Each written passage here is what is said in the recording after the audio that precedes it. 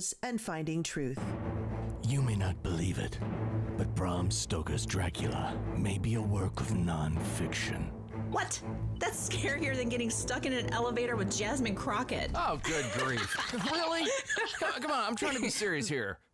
Okay.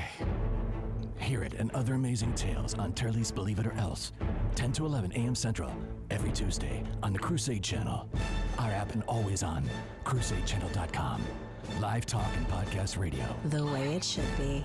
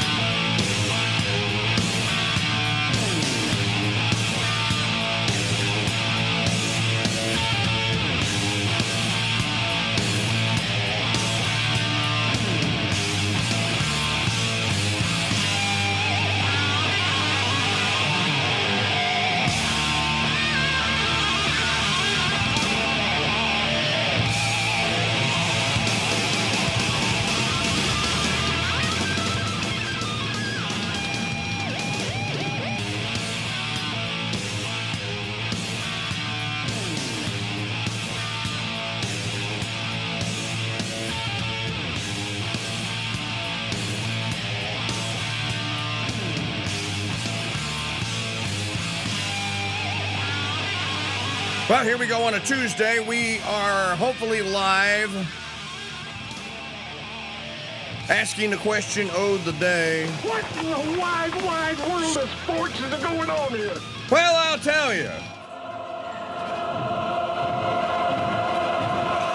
In order to ensure the security and continuing stability, the Republic will be reorganized into the first galactic empire.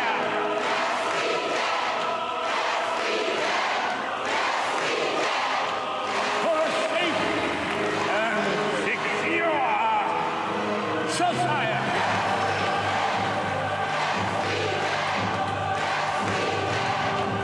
So I'm calling on Congress to pass these reforms, and I'm going to sign them into law. You call down the thunder, well, now you got it. You tell them I'm coming, and hell's coming with me, you hear? Hell's coming with me! All righty, we don't have to run the Monday drill today, although we might want to run the Monday drill today here on a Tuesday. Mike Church Show, we are live as we head towards October, or as he used to say in FM, Rocktober, here on the Crusade channel. Call-in line telephone number 844-527-8723, 844-5-CRUSADE. Email address, same as it ever has been. I am KingDude at protonmail.com. I am KingDude at protonmail.com. And Crusader Stadium chat room is open for your commentary at crusadechannel.com/chat. Wow, what a flurry of activity yesterday. Good Lord. From the White House press briefing, you know, I should start off by asking or by... How many of you seen the movie The Untouchables? Elliot Ness and The Untouchables. Sean Connery, Kevin Costner. All about the supposed halcyon and glory days of the FBI in chasing down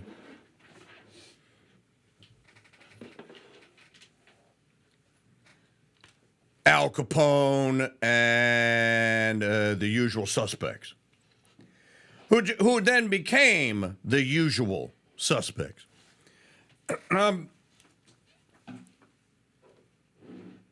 Basically, this epic in history is the federal government. It's the federal government deciding that it was going to declare a war against the mob. This is when the RICO laws and RICO statutes come around and they get on the books, and where law enforcement at the federal level is brought to bear against the the Italian mafia gangs, and the reason for it. Now, of course, the genesis of the whole thing, which no one wants to talk about, is prohibition. The mob probably never gets the kind of hold that it gets over the commerce of the American citizens if there is no prohibition. So if the sale of alcohol goes on as it was, and you don't have this underground bootleg market for you, you probably don't have. I'm not saying you wouldn't have a mob, but you wouldn't have the mob as powerful as it was. Because remember, one of the things that they had with the mob, depending on what town you were in or where you were, where you might actually be able to find a bar. Not everybody knew that it wasn't called. They didn't call it a bar. They called it a speakeasy. You know, and the speakeasy was, shh, don't tell anyone. But yeah, that guy over there. There's so many, there's a lot of terminology that we still have today that comes from prohibition. For example, the word rot gut. Well, I don't know. Just give me a glass of your best rot gut. Where did the term rot gut come? Well, now somebody explained this to me. Maybe it's an urban legend. I don't know. But I was told by a pretty good authority I won't tell you who it is in case he's wrong. The term rot gut came about because of the way gin and other alcohols were being made in bathtubs. And that they didn't know that much about hygiene and cleanliness and germs and what have you here. So you never know. You go into the wrong bar and you get a glass or a bottle of rot gut. And maybe it was even skunky beer. You get a glass of rot gut and you drink it and you got rot gut, right? In any event, the American Shersons people, by and large, supported the effort to subdue and bring to justice and bring an end to what we call the mob today.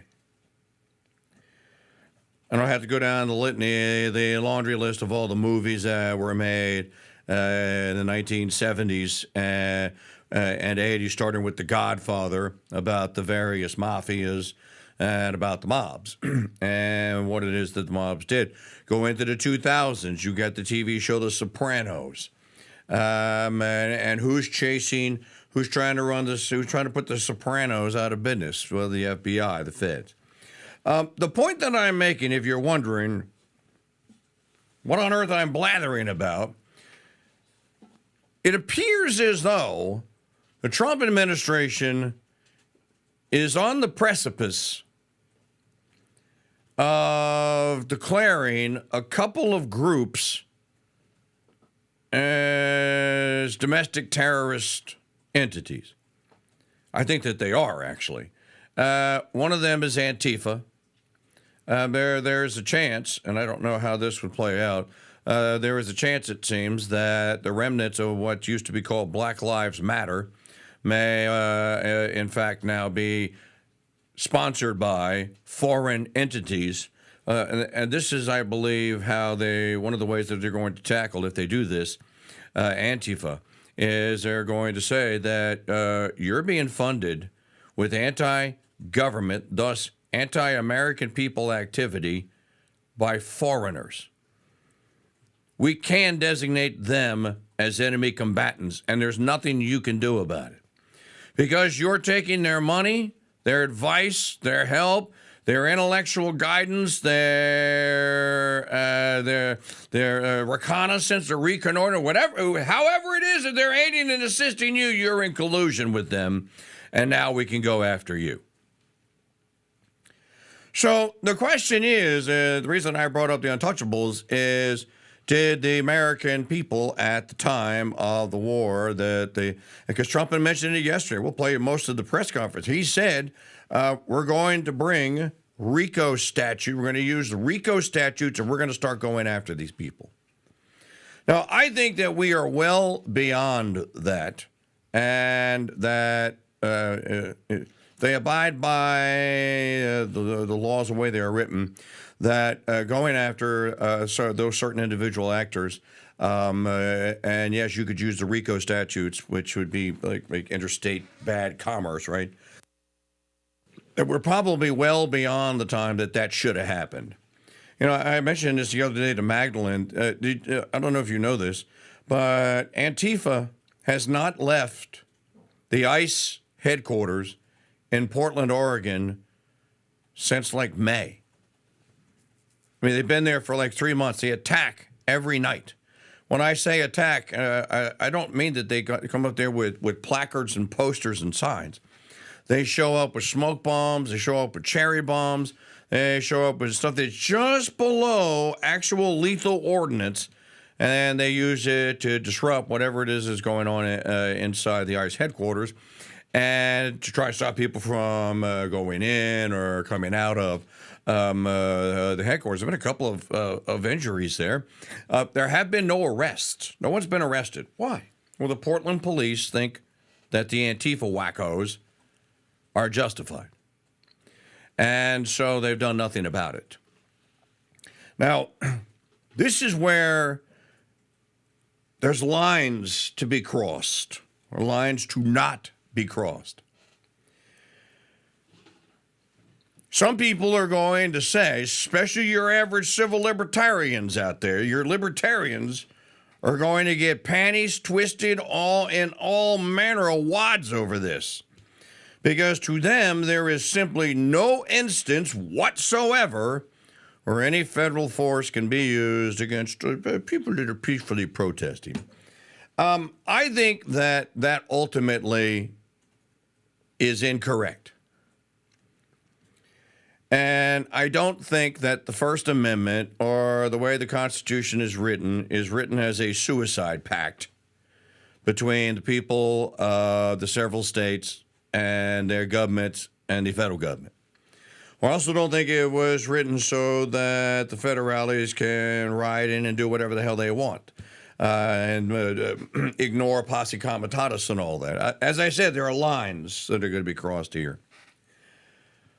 It may be, ladies and gentlemen, that the assassination of Charlie Kirk is Harper's Ferry. It may be that the assassination of Charlie Kirk, the way that this thing is kind of playing out, may be the shelling by the Lincoln administration of Charleston Harbor in 1860 or 1861.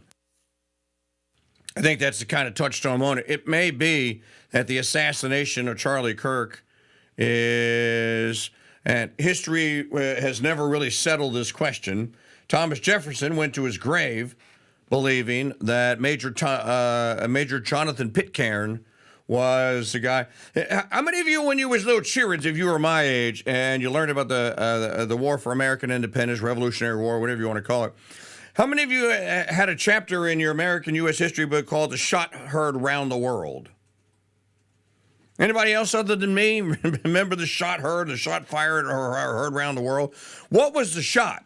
The shot was, again, Jefferson swore it was Major Jonathan Pitcairn. Pitcairn denied it.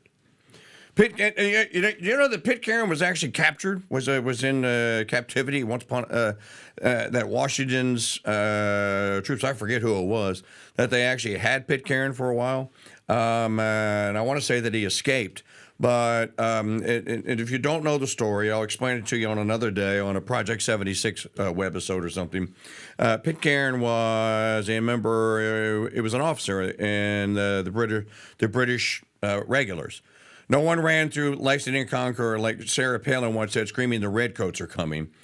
They would have been screaming, "The regulars are coming. The British regulars are coming." In any event, Pitcairn was an officer, and he was in that battalion or that regiment, whatever it was, that was marching from Lexington or from Springfield, I forget where it was, to Lexington and then to Concord. When they got to the bridge, and supposedly there were Minutemen, militiamen, patriots, whatever you want to call them, the guys that Paul Revere went riding through the streets to warn. One of them was shot by a British regular. And again, Jefferson said that it was, he thought that it was Pitcairn. But it doesn't matter because it was a shot fired around the world. And then the colonial militiamen from Connecticut and from parts of Massachusetts, obviously they fired back. And then the shot fired around the world. Well, the shot fired around the world may have been fired by Jonathan or by Tyler Robinson, and he may not have known. Maybe he did. Maybe he did know. Maybe he was trying to start a revolution. I don't know. But the aftermath of it is still not over. Today's Tuesday. Charlie was shot last Wednesday, so it'll be a week tomorrow. I don't see any quit in the aftermath. I don't see anyone going like, yeah, okay, well, we made our point, let's go home. As a matter of fact, Vice President J.D. Vance guest hosted the Charlie Kirk show yesterday from the White House. I was very encouraged and kind of excited to see that Vance used an RE-20. Of course, that was Charlie's mic, too, but they flew in they gave JD an RE-20 mic. Vance did not pull any punch in the opening monologue of the show, which we'll play for you, and some other things that he said. There's a lot happening out there, folks. The new cancel culture is here, and the new cancel culture is not the same as the old cancel culture, because the people that are being canceled deserve to be canceled.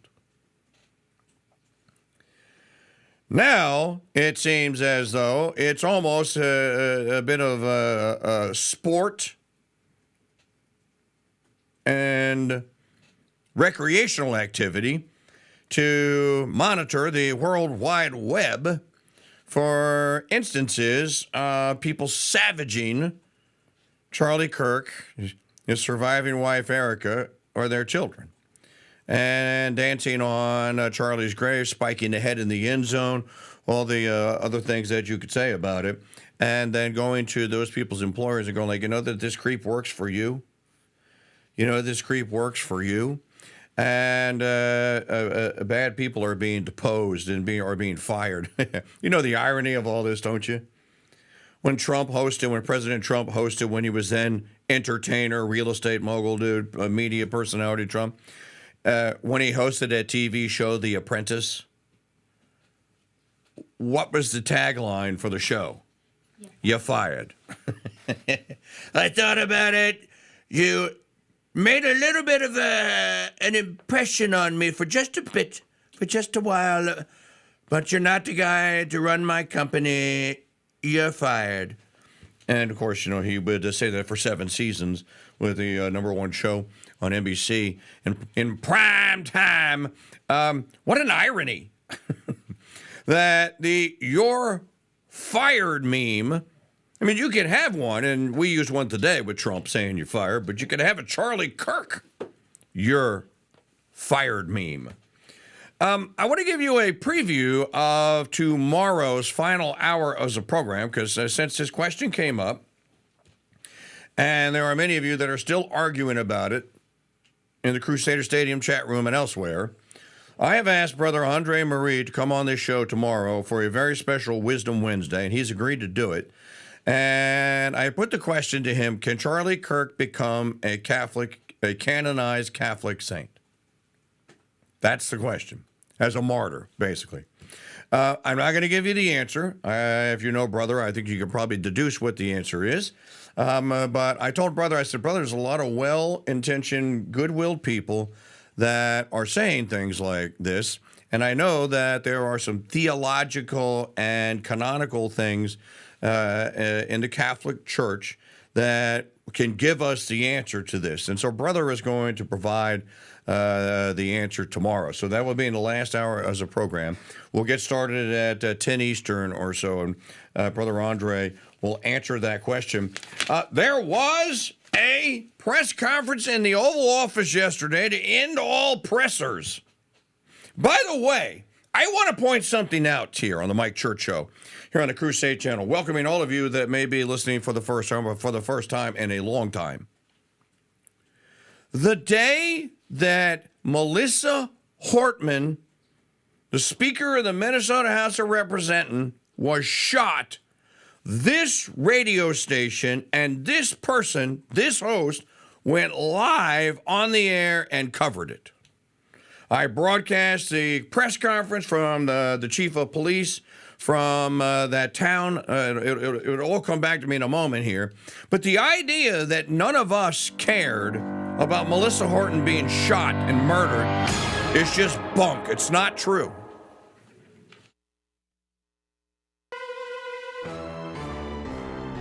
It's not tape or a Post-it or a candy bar, but this new 3M Is the freshest spin on true crime shows since dinosaurs were solving cold cases with fossil evidence. Yeah, it's that original, folks. Mom's Murders and Mysteries. New episodes debut every Tuesday night, 6:30 East, 4 West, exclusively on the Crusade Channel. Live talk podcast radio, the way it should be. Hello, Crusaders. I'm Janet Huxley at the Crusade Channel News Desk with your Crusade Crucials for Tuesday, September the 16th, 2025. This report is brought to you by Mike Church's Beast and Butt Rub, a rub that's won championships and will help make you a champ in your kitchen or backyard.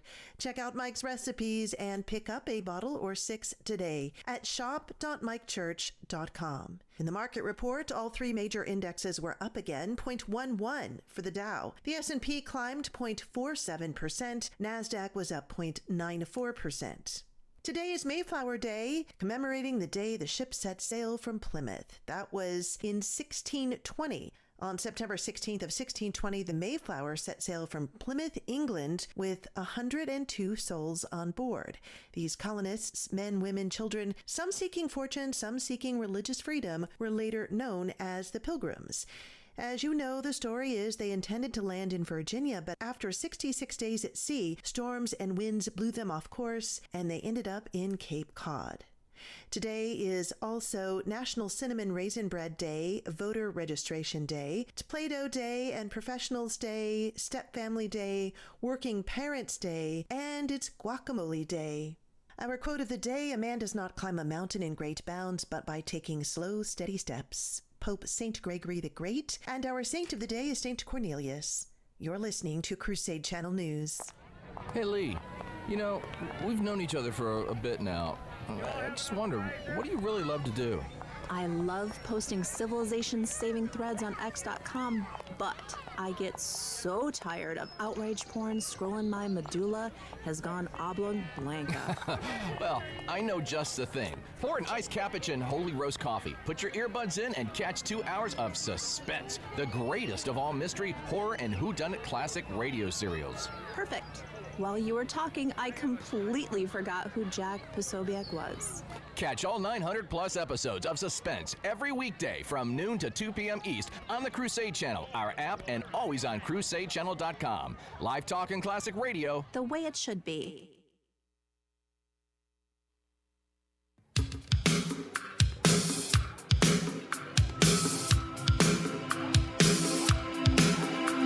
Shake up the picture, the lasers mixture with the dance on the eventide. You got me coming with answers on of which I deny. I said it again, but could I please rephrase it? Maybe I can catch you right. I couldn't really put it much plainer, but I'll wait till you decide. Sending you warning silent as if I could ever hide. Last time, la la la, I light my torch and wave it for the new moon on Monday. Under 5 days through the night, I stayed the cold day with a lonely satellite. New moon on Monday. The fastest 3 hours of all broadcast media, the Mike Church Show is on, 34 years young. Glad to have you, whoever and wherever you may be, with us here today. Call and line telephone number 844-527-8723, 844-5-CRUSADE. This portion of the program brought to you by the Founders Trading Post store. You know, you get so many great new books. I told you yesterday about the Weird Catholic Handbook. This book should fly out of the store. Shop.mikechurch.com. There shouldn't be any copies left already. It's just one of those books that, you know, you don't have to read linear. And if people think of books, well, you know, I don't have time to read a whole book. Or if you could read one chapter at a time, at any which chapter, any which one of them that you pick, do you have time now? Well, the Weird Catholic Handbook would be one of them. But there's a whole, we got 11 new titles in just the other day. Check them out today at shop.mikechurch.com. Yes, we still are your bookseller. And I expect you people to get back to reading books and to the books that we painstakingly go to the suppliers and bring into the store. So shop with us today, shop.mikechurch.com. Don't forget the Captain Holy Roast Coffee, which is what we are drinking this morning. It is one of the best blended, if not the best blends of gourmet coffees you'll ever get. Our coffee is priced reasonably. Gourmet coffees are now going for $17, $18 a bag. Ours is not even in that ballpark. So get you a bag of Capuchin Holy Roast Gourmet Coffee. And look, the proceed benefits the Crusade Channel.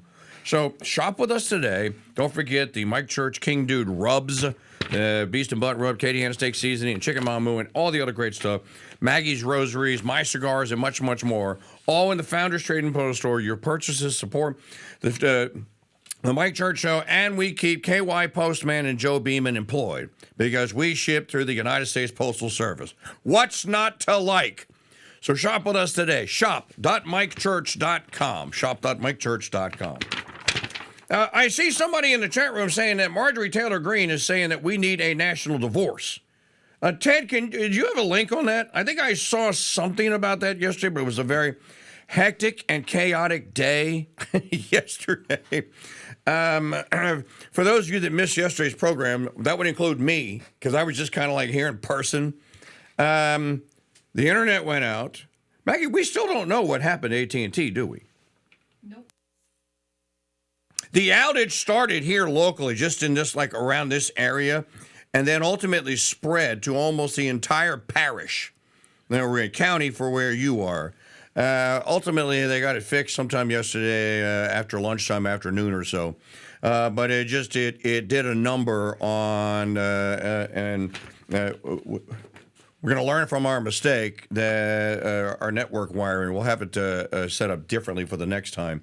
In any event, it was one heck of a day. We lost our main Real Radio announcing mixing console. I'm still waiting on trying to figure out whether or not it can be repaired or I got to go get a new one. So we are using the backup console, which I think we pretty much have tuned and dialed in, but there may be a couple little hiccups in there.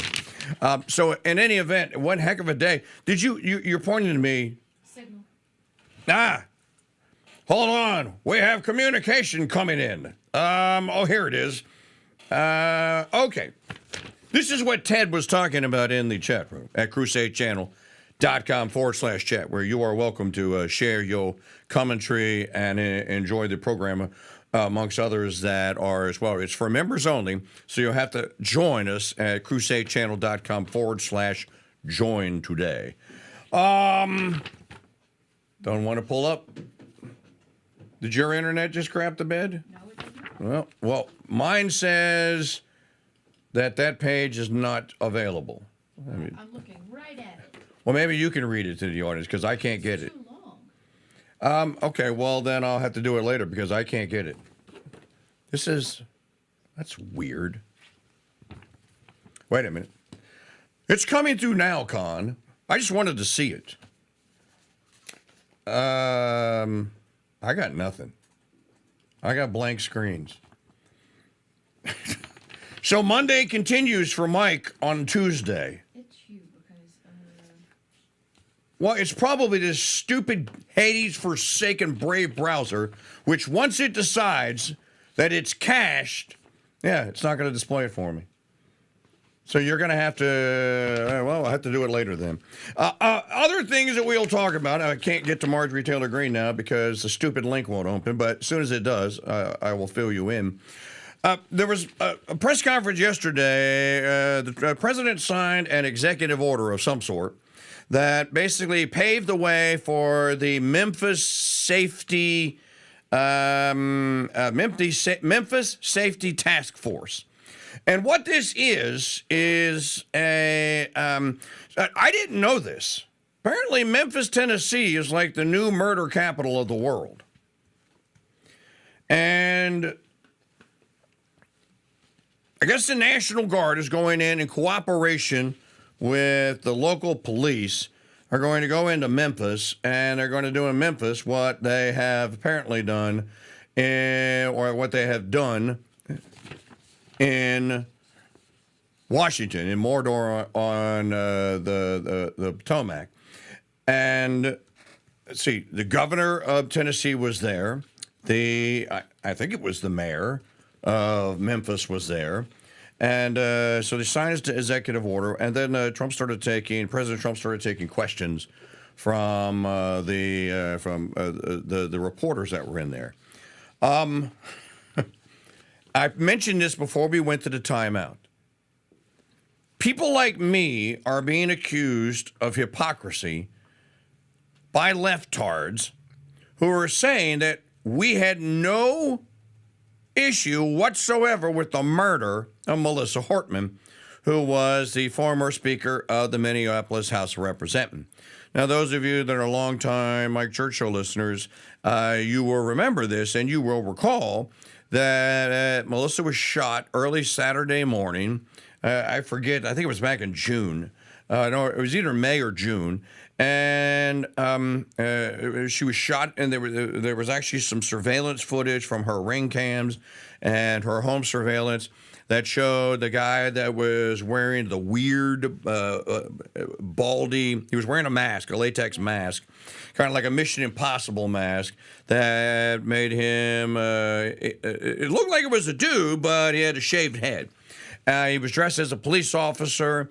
He pulled up to our house with what looked to be a police car. I come to find out it was a car that was actually put together by Vance Belter for what he called his Praetorian private security service, even though there's no record of him ever providing private security to anyone. In any event, this radio station and your host went live that day, and we covered the shooting and the immediate aftermath and the investigation into the shooting and the death and the murder of Melissa Hortman. And I didn't care that she was a Democrat. So all of these leftards that are running around out there with banners of Melissa Hortman going, you didn't care. Bull, Walter, not true.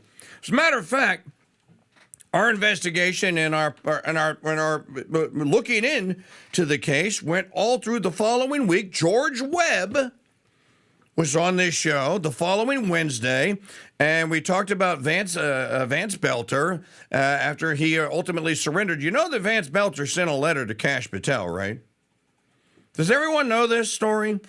And Vance Belter from his jail cell accused of murdering Melissa Hortman and her husband and trying to kill the leader of the Minnesota Senate because they voted in a bill that would remove funding for illegal alien criminal trespassers in Minnesota.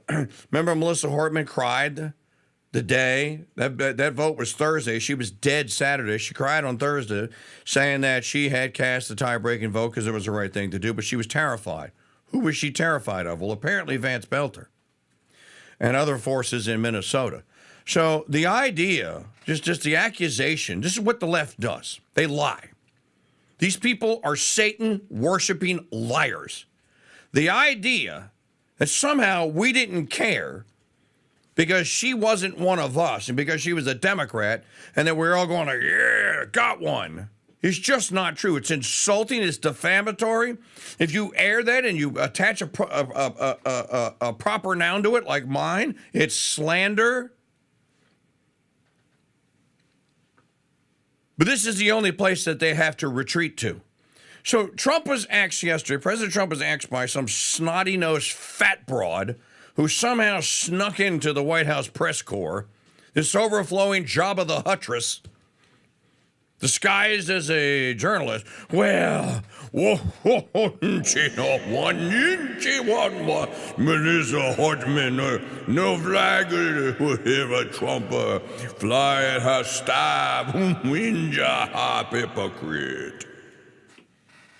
And Trump goes, actually, the governor of Minnesota didn't ask me to fly the flag at half staff. If he'd asked me, I probably would have done it, okay? I get all kind of requests for the flag to fly at half staff. If we honored them all, it would never fly at full staff. So no, the governor of that state, who was that? And so Trump flips the table and goes like, your stupid governor didn't ask me to fly the flag. You know why? Because he knew who the killer was. Trump didn't say that, but he kind of left it there. This is the ground that they have retreated to. This is all they have now. You must watch Greg Gutfeld basically field dress on live television Jessica Tarloff in front of a live television audience. He takes his sniper rifle out, figuratively speaking. Now, somebody's going to go, Mike Church was talking about, yeah. Violence. Yeah, you're inciting violence. Gutfeld, the deer is laid, the doe, the evil doe is laying in the field. He field dresses her, and then I guess at the end they kiss and make. But she brings up Melissa Hortman, and Gutfeld's like, no. And by the way, the idea that Vance Belter was some kind of like MAGA flag waving, red blooded patriot American who was just another one of us is also a lie. Complete and total fabrication. All right. I finally have it. It finally pulled up. It only took 6.5 minutes of me stalling for the Marjorie Taylor Greene quote.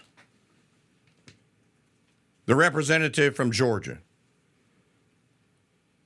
There is nothing left to talk about with the left. They hate us. They assassinated our nice guy who actually talked to them peacefully, debating ideas. Then millions on the left celebrated and made clear they want all of us dead. To be honest, I want a peaceful national divorce. Our country is too far gone and too far divided, and it's no longer safe for any of us. What will come from Charlie Kirk being martyred is already happening. It is a spiritual revival building the kingdom for Christ. By the way, speaking of Charlie's spiritual revival, did you see what Candace Owens said yesterday about Charlie? Anyone see it? John Henry Weston, among others, reposted it. Candace Owen said Charlie was being received into the Catholic Church, that he had started attending Mass, he had picked up a rosary, learned to pray it, kind of like Shia LaBeouf, remember?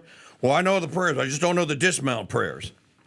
And the last time she talked to Charlie, I'll play the soundbite later, she said, dude, just do it.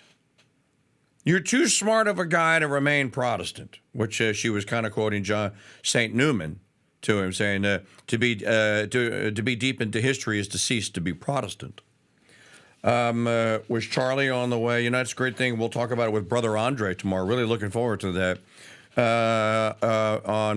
Can someone who is not a Catholic become a canonized saint or martyr? And we will ask Brother the question. And I didn't get the answers in advance. I'm not cheating. So I know as much as you do. Although Brother did write a really good piece at Catholicism.org. You should all go read. It's very, very well done. And ad rem on some of the parts of that question. But we'll ask Brother tomorrow that question. 10 Eastern, 9 Central, a very special Wisdom Wednesday coming up tomorrow. What will come from Charlie Kirk being martyred is already happening. It is a spiritual revival building the kingdom for Christ. But it will happen on the outside, not within the halls of our government. Democrats are hardened in their beliefs and will flip the switch back as soon as they have power. And if you are expecting Republicans to fight against evil with the power they currently possess and end this once and for all, you're going to be extremely disappointed. Well, we already know that. Lion King, the Lion Zion King has no interest in excommunicating Ilhan Omar from all of her committee assignments. I think she should be deported. I think she is an immigrant. The process is called denaturalization. It has happened before. She is an enemy of the rest of the people of the United States. I don't care how many Somalis, they can all go home too.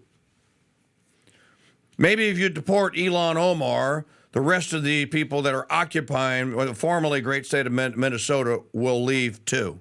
Why don't you go back to Somalia? Instead of trying to erect Somalia in Minnesota, why don't you go and make Somalia great again? How about that?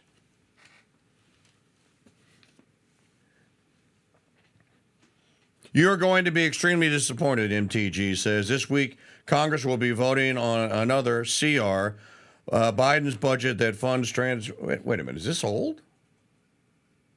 Why should she say Biden's budget? This week, Congress will be voting on another CR, Biden's budget that funds transgender policies, not our own Trump policy budget that funds what you voted for. We had 9 months to get it done, but for reasons I don't understand or agree with, it wasn't the priority. Government is not the answer, God is. Well, we already knew that, Marjorie. Turn your full faith and trust to our Almighty God and our Savior Jesus. Tighten your circle around your family and protect them at all times.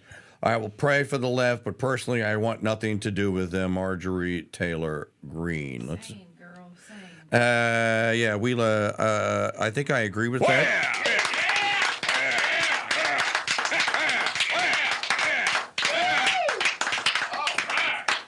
Because you have, folks, if you look at it this way, what were your grandparents doing? Let's see, this is 2025. Can I go back far enough? I will need to go back 70 years.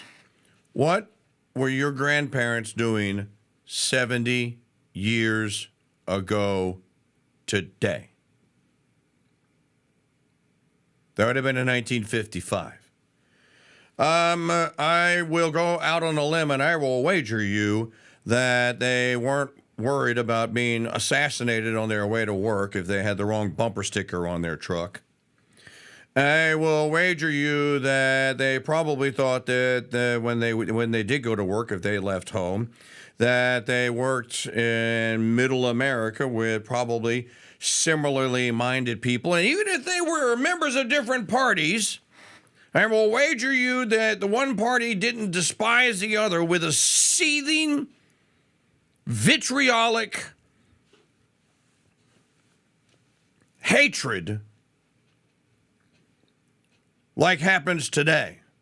I will wager you that they probably had pretty decent leisure time, that they probably didn't have to work as hard or as many hours. I will also wager you that they didn't fear that their very freedom of association or the right to do this or that or the other or other freedoms and liberties were going to be on the ballot next November. That if their side lost, that all was lost, and that the bad guys were coming to take back what they hadn't earned in the first place, but were going to come and try and steal it from them. The situation you find yourself in today is literal fear that if the other side were to gain federal power again, that what they are projecting that they say Trump is doing, they will actually do to the rest of us.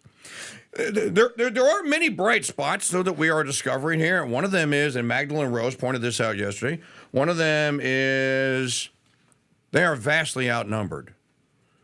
They are in a small, sick and twisted, and I mean sick, deranged minority. There is a article in the Wall Street Journal today. I didn't read it. I saw a headline on Fox News just a little while ago about how Tyler Robinson is emblematic of America's lost boys, and what we don't need to shut the lost boys down. We don't need to round them up and find out who they are. Try and bring them out and into the clubs and the groups and what have you that were obviously operating, agitating, and all plotting together to do something akin to killing Charlie Kirk. No, what is needed, what we need are new social programs. Right, that's exactly what we need. A new social welfare program for the lost boys. I'm going like, that kid wasn't a lost boy. He had an actual family. He rejected them, but he had a family. As President Trump said yesterday, all indications are Trump said nice things. He goes, the family's solid. The father is he was a good man. He did the right thing. He turned his son in. And his law enforcement, the mothers are they're good people. They're good people. And so how did the son get radicalized? That's what. This is not Tyler Robinson was not an orphan. He wasn't homeless. He wasn't kicked out of his house. As a matter of fact, every family member that the FBI has questioned and what little we know about what they have said, they all said, yeah, he did it. Yeah, we believe that he did it. Yeah, he had lost his bunker. He was going crazy with leftist politics of late. And yeah, he was dating, he was in a love affair with a guy who was pretending to be a woman. As a matter of fact, there's an interview out there, Meg. I think it was on Fox News. I don't know. I didn't get a chance to go through the whole lengthy cut sheet yet today. There was an interview out there yesterday. Apparently, the people that lived across the street from Tyler Robinson and the furry friend, his boyfriend who thinks that he is a kitty cat, apparently they were seen very out in public holding hands, getting into cars, going to events. Getting out of their cars, going into the home as you would see boyfriend and girlfriend. So apparently there actually was a very close personal trans relationship here. And we're also being yelled at going, you're not going to bring trans into it. Don't you worry about it because trans is about to become illegal. Trans is over. If you want to have trans in Minnesota, well, then you're no longer a member of the United States. You want to have trans in Washington State or California, well, you guys need to form your own little union because we're not going to have free trade, amity, and commerce with you because you're crazy and you're going to unleash your lunatics on us who disagree with you. Somebody else was saying, Maggie was saying earlier, does a 40-something-year-old suburban woman who is the mother of 2.5 kids and a dog, but one of them is a boy that goes to a college that is known for heated political activity. Does that mother want to spend her nights awake wondering if my boy goes to a debate or goes to a campus event where Steven Crowder, whoever is there, and winds up on the wrong side of the argument, that some lunatic like Tyler Robinson doesn't decide that my son needs to also be taken out and get shot as they shot Charlie Kirk?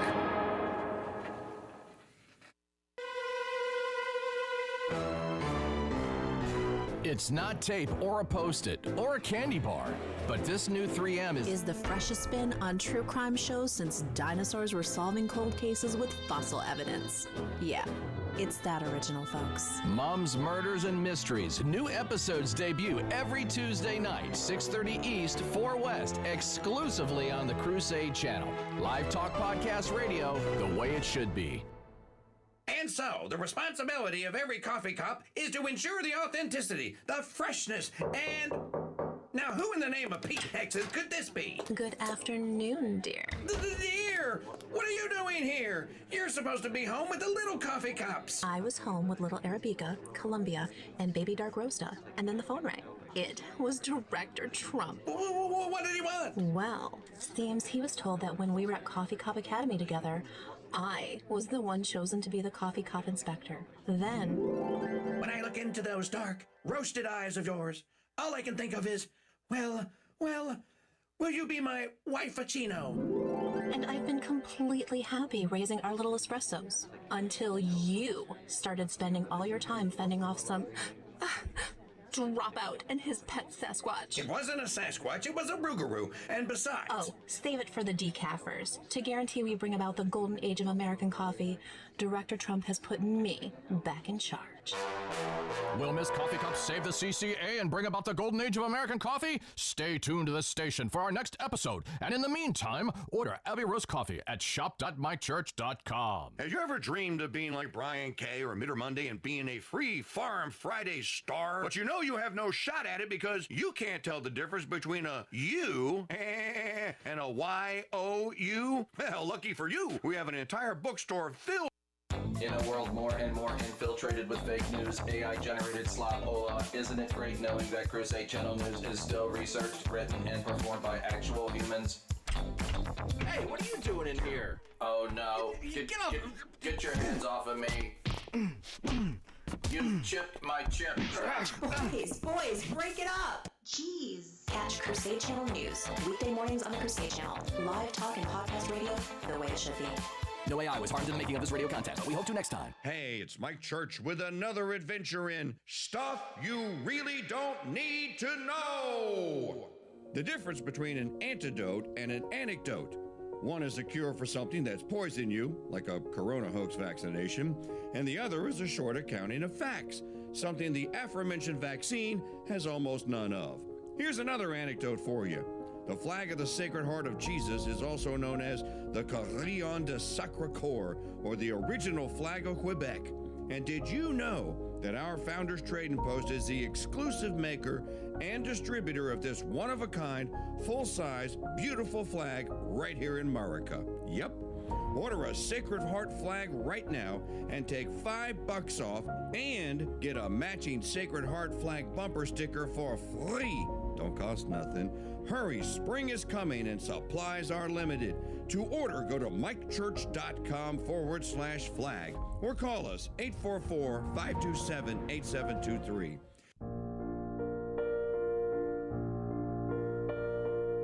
The Crusade Channel and the slaves of the Immaculate Heart of Mary's Sisters present the Saint of the Day. Hello, Crusaders. This is Sister Maria Filomena with your Saint of the Day. September 16th, Saint Cornelius and Saint Cyprian. Saint Cornelius was the 22nd Pope. He died in the year 253. Saint Cornelius and Saint Cyprian are mentioned by name together every day by every Catholic priest in the canon of the Mass. Here is the excerpt from Dom Guéranger from the liturgy. Cornelius, a Roman by birth, was sovereign pontiff during the reign of the emperors Gallus and Volusianus. In concert with a holy lady named Lucina, he translated the bodies of Saints Peter and Paul from the catacombs to a more honorable resting place. St. Paul's body was entombed by Lucina on an estate of hers on the Ostian Way, close to the spot where he had been beheaded, while Cornelius laid the body of the Prince of the Apostles near the place of his crucifixion. When this became known to the emperors, and they were moreover informed that, by the advice of the pontiff, many became Christians, Cornelius was exiled to Sumtincelle, where Cyprian, Bishop of Carthage, wrote to him to console him. The frequency of this Christian and charitable intercourse between the two saints gave great displeasure to the emperors. Accordingly, Cornelius was summoned to Rome, where, as if guilty of treason, he was beheaded on the 18th of the calends of October. The eulogy for Saint Cyprian is borrowed from Saint Jerome. Cyprian was a native of Africa and at first taught rhetoric there with great applause. The priest Cilicius, from whom he adopted his surname, having persuaded him to become a Christian, he thereupon distributed all his goods to the poor. Not long afterwards, having been made priest, he was chosen a bishop of Carthage. Saints Cornelius and Cyprian, pray for us. Thank you for joining us for this brief summary of the lives of today's saints. Tomorrow's saint is Saint Hildegard and the Stigmata of Saint Francis of Assisi. To access all of our Saint of the Day recordings and podcasts, head to crusadechannel.com/saints. You can learn more about our sisters and the building of our convent by visiting stphilomenaconvent.org. I'm Sister Maria Filomena, and until next time, God bless and Mary keep you. While Trump continues to try and make America great again, By doing Mortal Kombat with the Clinton, Comey, and Clapper crime families. you forgot the... Nope, did not. And the King of Russia treason, the Obama father. Well, we'll always be there for you with the best live coverage and commentary in media on the Crusade Channel, our app, and always on crusadechannel.com. Live talk and podcast radio. The way it should be. Back in the 90s, there was this thing called the cigar boom, where everyone was buying and smoking handmade cigars. But here's the thing. The popular cigars then were the best-made cigars, like Fuente, Joya de Monterrey, and Avo. Over the next 10 years, craftsmanship was replaced by gimmick and slick packaging, and that's when I decided to get in the business and launched El Rey Dude Corona cigars. 20 years later, I launched Mancipio Maria cigars, with that same principle in mind. Make a great handmade cigar, and that's exactly what we do in 4 sizes. I invite you to try a 4-pack sampler of my Manchipia Maria cigars and taste them for yourself in smooth, natural, or bold Maduro wrappers. And to sweeten the deal, I've discounted them 25% for a limited time. And as always, we include a personal humidifier with every order. To order, go to shop.mikechurch.com. Order $50 or more, and shipping is on me. Try my Manchipia Maria cigars today at shop.mikechurch.com. You may not believe it, but Bram Stoker's Dracula may be a work of non-fiction. What? That's scarier than getting stuck in an elevator with Jasmine Crockett. Oh, good grief. Really? Come on, I'm trying to be serious here. Okay. Hear it and other amazing tales on Turley's Believe It or Else, 10 to 11 a.m. Central, every Tuesday on the Crusade Channel. Our app and always on crusadechannel.com.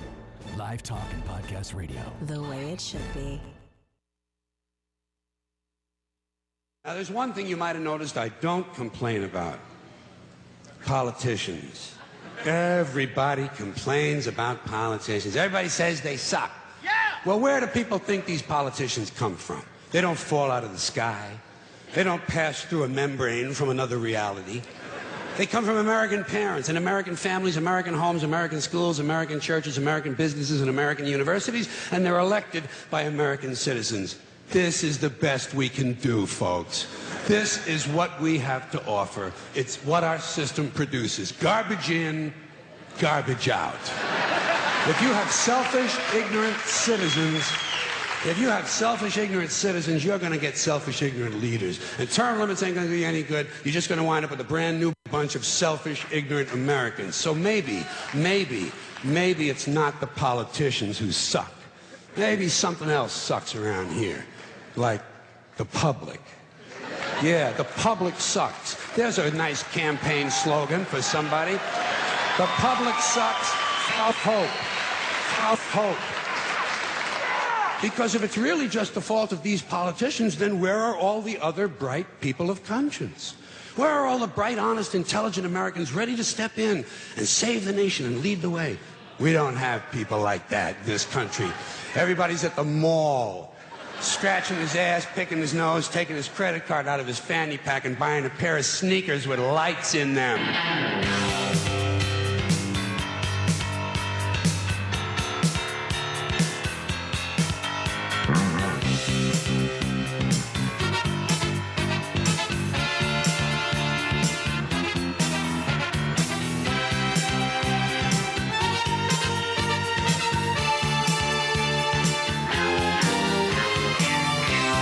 Wears his Sunday best.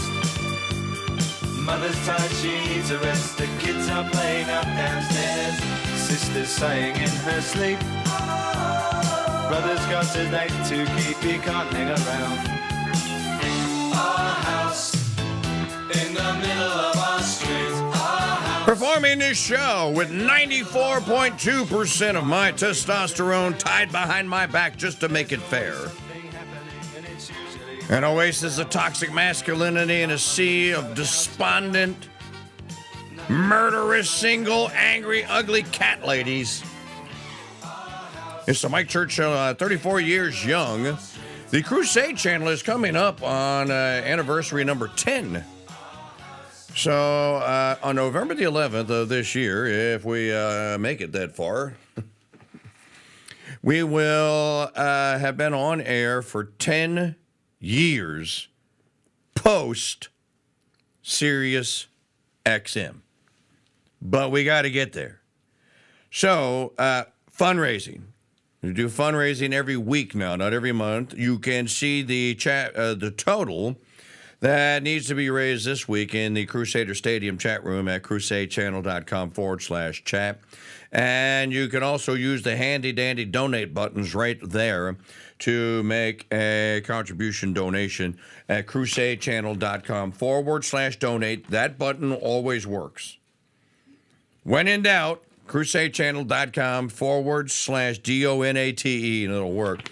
Thank you in advance. I had a couple of donations yesterday while we were struggling. They went from $500 to now $52. That's because I changed, because that was last week's. Oh. I changed it to this week's. Oh. So this week's, and I applied yesterday's donations from JT and Aiden and Scott Resnick, and there were 3, actually. Thanks to you guys for getting us started. Who's next? You can see the total in the chat room at crusadechannel.com/chat. Okay, I want you to play digital media file number 1. We've been talking about this. By the way, I found the Wall Street Journal story editorial that I was telling you about. This is by Alyssa Finley. First indication that there's some wackiness and stupidity going on here. It's written by a woman. Better sharp play! You have daughters! Hopefully soon to be mothers. What causes a young man to spiral from success toward loneliness, self-destruction, and violence? I assume this is another leftard screed written by some woman that wants to create a new social program because Tyler Robinson fell through the cracks. No, ma'am. Tyler Robinson was recruited and groomed. You know, until we deal with the reality that there are people out there that don't like other people, Trump even, you know what? Play the clip. Play the clip. He says it. He goes like, enough of this. There are foreign entities that are paying salaries for these protesters and for these people that run these groups that are out there grooming and recruiting people like Tyler Robinson. And I don't know, is Antifa one of them here? Don't take it from me. This is right from the MAGA horse's mouth. Yesterday. Yeah, what's going on with Charlie Kirk's assassination and the left-wing, violence going on. Do you have plans, and actually this is a great opportunity with all these, do you plan on designating Antifa finally a domestic terror organization? Well, it's something I would do, yeah. If I have support from the people back here, I think we'd start with Pam, I think. But I would, if you give me, I would do that 100%. And others also, by the way. But Antifa is terrible. Are there other groups that you can pick up? There are other groups, yeah. There are other groups. We have some pretty radical groups, and they got away with murder. And also, I've been speaking to the Attorney General about bringing RICO against some of the people that you've been reading about that have been putting up millions and millions of dollars for agitation. These aren't protests. These are crimes, what they're doing, where they're throwing bricks at cars of ICE and Border Patrol. They come in with a beautiful new car. They're so proud. It's Border Patrol, ICE, it's got whatever it is. And they're throwing rocks at it.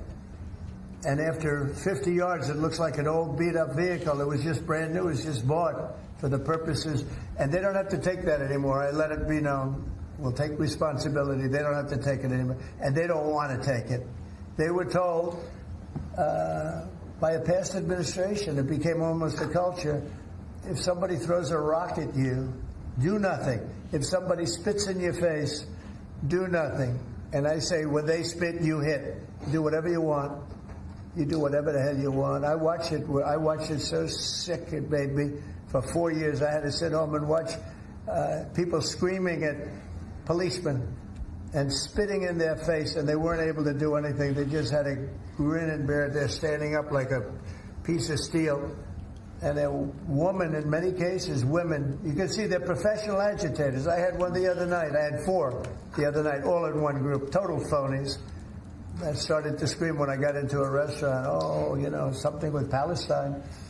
And I said, well, I'm doing a great job for peace in the Middle East. I should get lots of awards for that, right? With the Abraham Accords and everything else. But a woman just stood up and started screaming. And she got booed out of the place, too. There were a lot of people in the restaurant. I went there to show how safe, and it was safe. I mean, the woman is just a mouthpiece. All she was a paid agitator. And you have a lot of them. And I've asked Pam to look into that in terms of RICO, bringing RICO cases against it, criminal RICO, because they should be put in jail. What they're doing to this country is really subversive. I want everyone to think about what you just heard. First of all, he doesn't say things that he doesn't mean. Oh, breaking news, Robert Redford has died. Butch Cassidy and the Sundance Kid, he was Sundance, right? Robert Redford, the actor, director, has died. He was kind of old, wasn't he? I mean, he looked really good for his age. And of course, Redford, very well known for many, many roles. Also, late in life, well known for his leftist activism as well. The last big role that I saw Redford in, we'll come back to Trump in just a moment. He was the bad guy in the second Avengers movie, right? The one where they had the flying battleship. AI hasn't gotten the memo that he's dead yet. Oh. It just told me, no, he's not dead. No, he is. He's definitely dead. Yeah, he was the Shield bad guy in was that Uncivil Union? What was it? It was the second or third Avengers movie. In any event, that's the last starring role I remember him. He was also in he wrote, produced, and directed it, and he was the only person that was in it, where he was the castaway. Remember his yacht? He was out on his yacht in the Indian Ocean. He got hit in the middle of the night by a container that had fallen off of a cargo ship. You know, one of those giant boxes, and it hit his boat and popped a hole in it. And he, the rest of the movie was about him trying to survive, and ultimately he did. He's a great actor. What is this? 1962, Redford was diagnosed with a medical condition that required a liver transplant. He received one in 1993, but a faulty valve in the new liver was discovered later. He was waiting another liver transplant when cancer was detected. Yeah, I think it was Winter Soldier. Was he in Endgame too? In any event, the actor Robert Redford has died.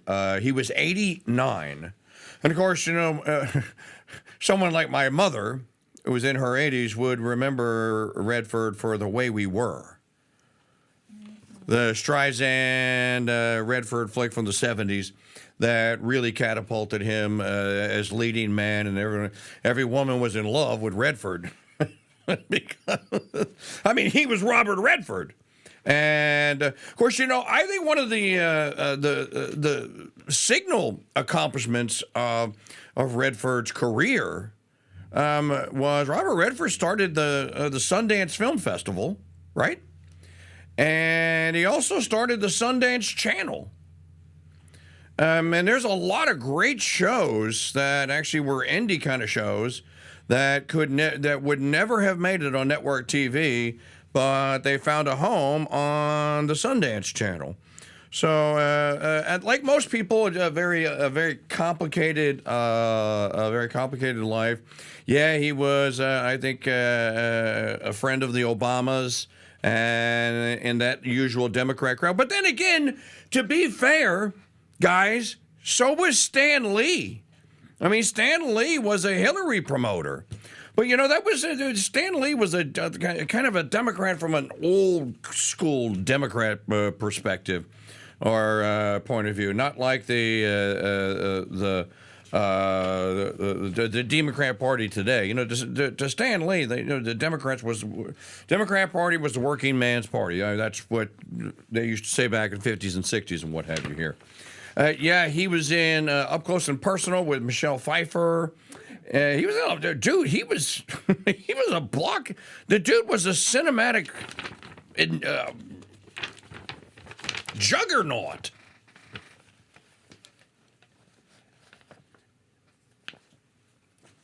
See, Butch Cassidy and the Sundance Kid. I started with that. So it was Paul Newman, and Robert Redford. Wasn't he? Let's see. Redford was. Was he? I think Paul Newman was Butch Cassidy, and I think that Robert Redford was the Sundance Kid. Robert Redford's in a ton of movies. You're gonna exhaust the You're going to exhaust the IMDb database, the filmography, trying to go through all the films that he was in. He was in The Natural. That's right. He was in the baseball movie. He was in that 70s action, early 80s action flick, 3 Days of the Condor. No, Robert Redford was a great actor. The boat movie you're talking about is All Is Lost. What's that? All Is Lost. That was the boat movie. Oh, the boat movie was All Is Lost. And there's kind of a filmography. You can see it in the chat room at crusadechannel.com /chat. Havana. Let's see here. The Clearing. Was he in Pete's Dragon? Wow, that's an oldie but goodie.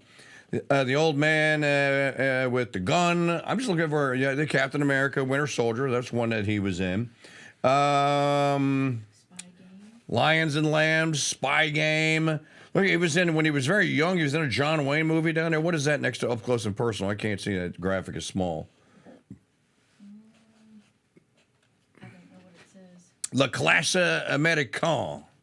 Looks like a spaghetti western that was actually in Italian. Oh, yeah. A river runs through it, where you meet a very young... This is where all the girls fall in love with Brad Pitt. This is the first time that you see... I mean, he was in other films before that, but Brad Pitt's big coming out party was A River Runs Through It. And, of course, Tom Skerritt was in that as well. Sneakers, that was a good one. Sneakers was good. That was where they, they were robbing. What were they robbing? I think Matthew Broderick was in Sneakers with Redford. Just looking at all the other Truth. He was in Truth. The Horse Whisperer. All Is Lost, which we mentioned. Out of Africa, which won a bunch of Academy Awards back in the day. Legal Eagles. Brubaker. Was he in A Bridge Too Far? It's a very underrated war movie. That's a Ryan O'Neal flick from back in the 70s, A Bridge Too Far.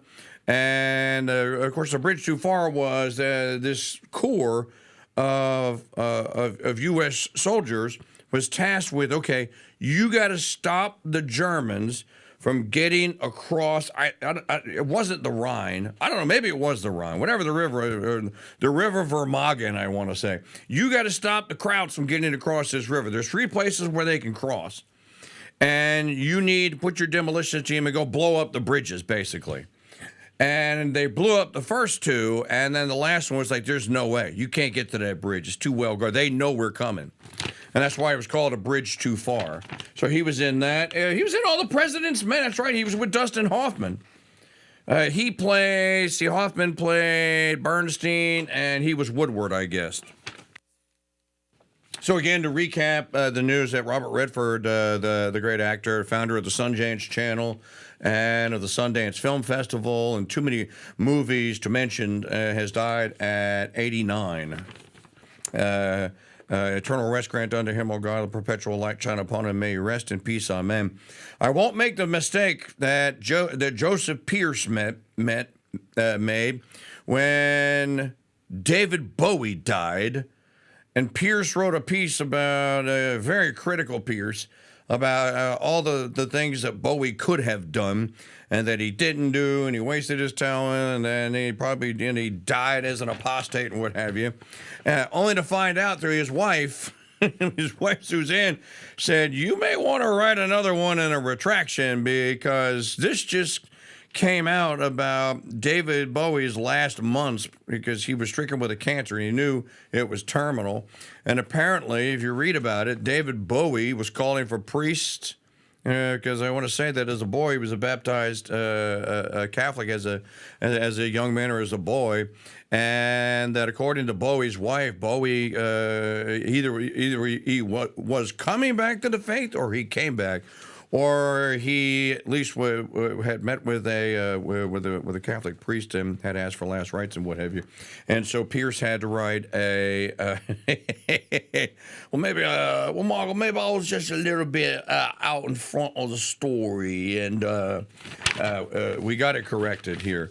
So we just pray for the repose of souls. Now here's someone I haven't heard. Here's Eric Kirk talking about Charlie. Years. I mean, the woke indoctrination, what was being seen on college campuses was, I mean, we've moved so much to the right since then. And I go, wow, that's lofty aspirations. And if you look at where he's created and the movement that he's built today, it's exactly what he described to me 10 years ago. And he became, obviously, dear friends with Don's. He became, that's right, probably a second son to my father. He fought just beside like us. I was on said. that stage with him 100 times. I mean, he was an amazing person. He transcended certainly a generation, but I think that more and more I'm starting to realize so many people, and it wasn't just a youth movement, absolutely adored Charlie. I had an older Jamaican guy, probably 75 years old, in very broken English, come up to me yesterday, and he goes, Mr. Trump, I'm so sorry to hear about Charlie. He goes, I am Charlie Kirk. I was Charlie Kirk. And he's pointing at his heart. He goes, he was a good Christian man. And I'm sitting there saying, a guy like that, maybe in most circles wouldn't even know who Charlie Kirk was. And then you see 1.4 million people marching through the streets of London, and you see 34,000 chapters on college campuses being brought to life. I mean, the point is, that's incredible. And guys, I always talk about the law of unintended consequences in the world, and they made the biggest mistake of their life. They tried to do it to my father in Butler. They tried to do it to him on a golf course. Now they did it to Charlie. And you have the law of unintended consequences, and they wonder why. They wonder why we won every swing state. They wonder why we won the popular vote. They wonder why they just lost an entire generation, who, by the way, is going to be voting for generations. It's all because of the insanity that no one can get behind. But he was a great man, and we're going to miss him dearly, and what a force of nature he was. You're running the Trump Organization, have been. You know how to run businesses, big and small. Yeah. Do you see yourself playing a role in trying to harness the 37,000 chapters and the organization? Because he was Napoleon. Yeah. He had surrogates and he had people that followed him, but he didn't have an heir apparent. Yeah, well, somebody asked me that the other, who takes over Turning Point? And when you look at Charlie, right, obviously a brilliant mind, but he also had this charisma, right? And not everybody has charisma. It's people are drawn to him. He had this magnetic force, and clearly the youth of this country was drawn to Charlie. And you're seeing that right now more so than ever as we've honored him. I mean, who gets this level of honor for this period of time? I mean, he really deeply impacted somebody. But you also need to be able to raise money. You need to be able to run a massive organization. You need to be incredibly disciplined. And I always joke that no matter where in the country, I could be on one of our real estate jobs, I'd see Charlie. I could be on a ranch in Texas, I would see Charlie. I mean, the guy was always on the move. He traveled every single day. Politics was his hobby. This was his life's calling. It's kind of what he did, and it's.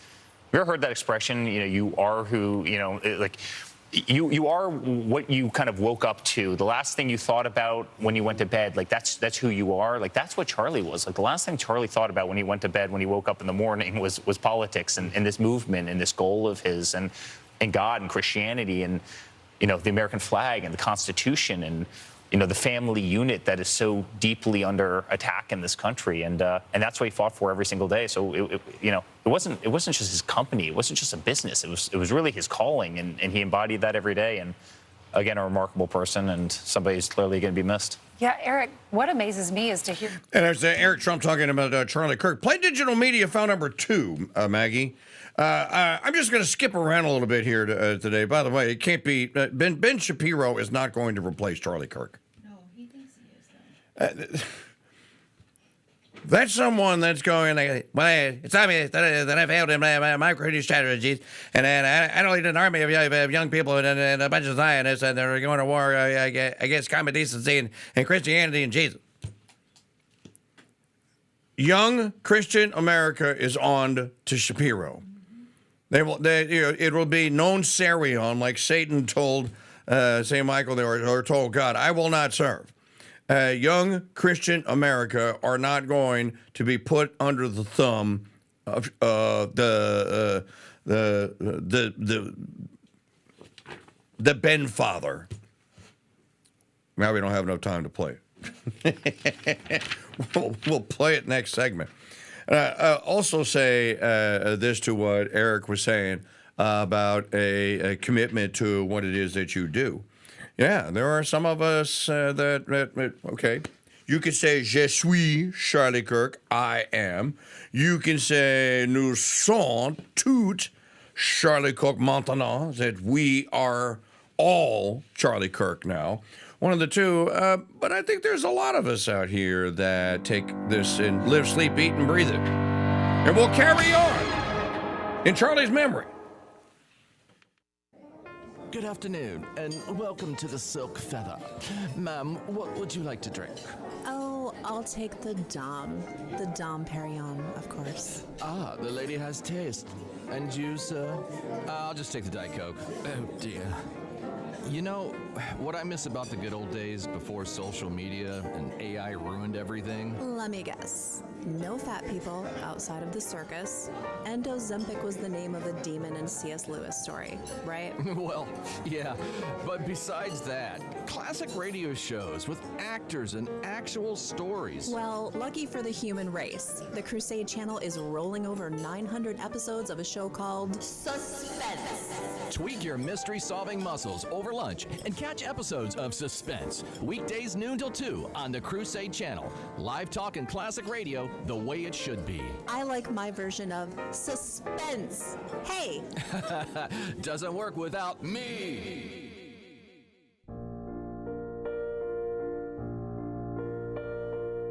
The Crusade Channel and the slaves of the Immaculate Heart of Mary's Sisters present the Saint of the Day. Hello, Crusaders. This is Sister Maria Filomena with your Saint of the Day. September 16th, Saint Cornelius and Saint Cyprian. Saint Cornelius was the 22nd Pope. He died in the year 253. Saint Cornelius and Saint Cyprian are mentioned by name together every day by every Catholic priest in the canon of the Mass. Here is the excerpt from Dom Guéranger from the liturgy. Cornelius, a Roman by birth, was sovereign pontiff during the reign of the emperors Gallus and Volusianus. In concert with a holy lady named Lucina, he translated the bodies of Saints Peter and Paul from the catacombs to a more honorable resting place. St. Paul's body was entombed by Lucina on an estate of hers on the Ostian Way, close to the spot where he had been beheaded, while Cornelius laid the body of the Prince of the Apostles near the place of his crucifixion. When this became known to the emperors, and they were moreover informed that, by the advice of the pontiff, many became Christians, Cornelius was exiled to Sumtincelle, where Cyprian, Bishop of Carthage, wrote to him to console him. The frequency of this Christian and charitable intercourse between the two saints gave great displeasure to the emperors. Accordingly, Cornelius was summoned to Rome, where, as if guilty of treason, he was beheaded on the 18th of the calends of October. The eulogy for Saint Cyprian is borrowed from Saint Jerome. Cyprian was a native of Africa and at first taught rhetoric there with great applause. The priest Chilicius, from whom he adopted his surname, having persuaded him to become a Christian, he thereupon distributed all his goods to the poor. Not long afterwards, having been made priest, he was chosen a bishop of Carthage. Saints Cornelius and Cyprian, pray for us. Thank you for joining us for this brief summary of the lives of today's saints. Tomorrow's saint is Saint Hildegard and the Stigmata of St. Francis of Assisi. To access all of our Saint of the Day recordings at podcasts, head to crusadechannel.com/saints. You can learn more about our sisters and the building of our convent by visiting stphilomenaconvent.org. I'm Sister Maria Filomena, and until next time, God bless and Mary keep you. Do you hear that, Maggie? Do I hear what? You don't hear the sound of bees buzzing about? No, I see the result of that buzzing about in these beautiful new beeswax candles. We sell candles now? Not just any candles. These are handmade beeswax candles. Well, that explains me imagining bees. And they come in different sizes. There's a votive, a 3-day, and a 7-day size too. Well, that should start a buzz in the store. It better, or you'll get the buzz. Order handmade beeswax candles today while supplies last at shop.mikechurch.com. Hey, Lee, you know, we've known each other for a bit now. I just wonder, what do you really love to do? I love posting civilization-saving threads on X.com, but I get so tired of outrage porn scrolling my medulla has gone oblong blanca. Well, I know just the thing. Pour an iced cappuccino holy roast coffee. Put your earbuds in and catch 2 hours of Suspense, the greatest of all mystery, horror, and whodunit classic radio serials. Perfect. While you were talking, I completely forgot who Jack Posobiec was. Catch all 900 plus episodes of Suspense every weekday from noon to 2 p.m. East on the Crusade Channel, our app, and always on CrusadeChannel.com. Live talk and classic radio. The way it should be. Congressman Paul, are these two men in the middle insufficiently conservative for you? Well, I think the problem is nobody's defined what being conservative means. Go ahead. And I think that is our problem. Conservatives means we have smaller government and more liberty. And yet, if you ask what have we done, I think we've lost our way completely. Our rhetoric is still pretty good. But when we get in charge, we expand the government. You talk about Dodd-Frank, but we gave them Sarbanes-Oxley. We gave debts as well, when we're in charge. So if it means limited government, you have to ask a basic question: what should the role of government be? The founders asked that question, had a revolution, wrote a constitution, and they said the role of government ought to be to protect liberty. It's not to run a welfare state and not to be the policeman of the world. And so if you're going conservative, how can you be conservative and cut food stamps, but you won't cut spending overseas? There's not a nickel or penny that anybody will cut on the conservative side overseas spending, and we don't have the money. They're willing to start more wars. So I say if you're conservative, you want small government across the board, especially in personal liberty. What's wrong with having the government out of our personal lives? So this is what we have to decide: what conservative mean, what limited government means.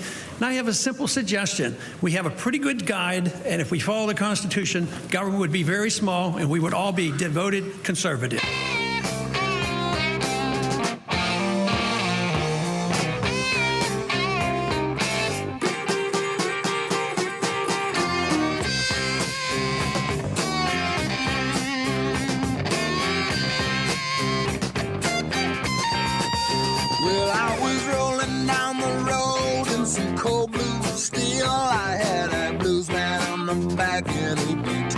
Out the wheel. We're going downtown in the middle of the night. We're laughing and I'm joking and we're feeling alright. Oh, I'm bad. Yeah. I'm nationwide. I am bad. Yes, I'm bad. I'm nationwide. I am nationwide. We are nationwide. Inviting all of you new listeners, go check out the chat room. Join the conversation at CrusadeChannel.com/chat. This portion of the program brought to you by our friends at MyPillow.com. MyPillow.com/KingDude. Got a brand new 3-in-1 sale. With a limited edition product, a back in stock special, and a closeout deal you won't find anywhere else. MyPillow bed sheets only $29.88. Any color, any style, any size, even kings and California kings, regularly $119.98. Only $29.88. Once they're gone, they are gone for good. My towels are finally back in stock, but not for long. Not at this price. Get a 6-piece My Towel set, regularly $69.98, only $39.98. And for the first and only time, get limited edition premium My Pillows made with Giza cotton and a designer gusset, queens and king size only, $17.98 and $19.98. Take advantage of these deals. They're not going to last long. So if you've been putting off, well, I'm not going to go get a My Pillow because they're going to have a sale.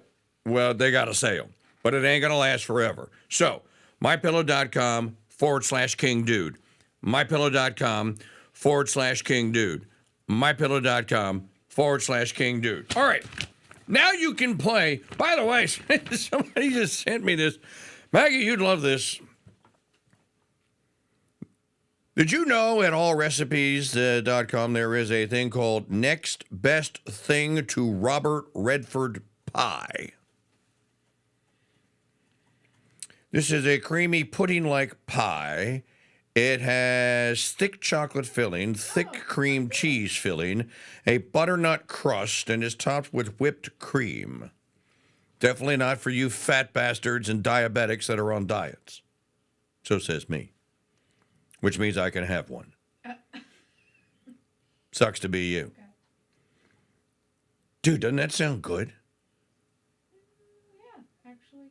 Creamy pudding-like pie, thick chocolate filling, thick cream cheese filling, butternut crust.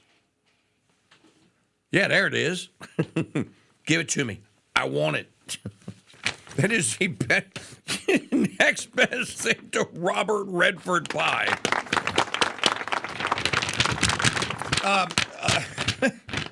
Thanks to BKB for sending that on. And of course, Robert Redford dead today. He died today at the age of 89. Eternal rest grant unto him, O God. Let perpetual light shine upon him. May he rest in peace. Amen. Eternal rest grant unto him, O God. Let perpetual light shine upon him. May he rest in peace. Amen. Eternal rest grant unto him, O God. Let perpetual light shine upon him. May he rest in peace. Amen. Somebody say, why do you say it 3 times? Because all great things come in threes, beginning with the Holy Trinity. All right, digital media file number 2. Here is the urban legend. You conservatives, you cheered the death of Melissa Hortman. No, we didn't. You, Trump, you wouldn't fly the flag at half-mast for a Democrat. Well, here's the explanation for that.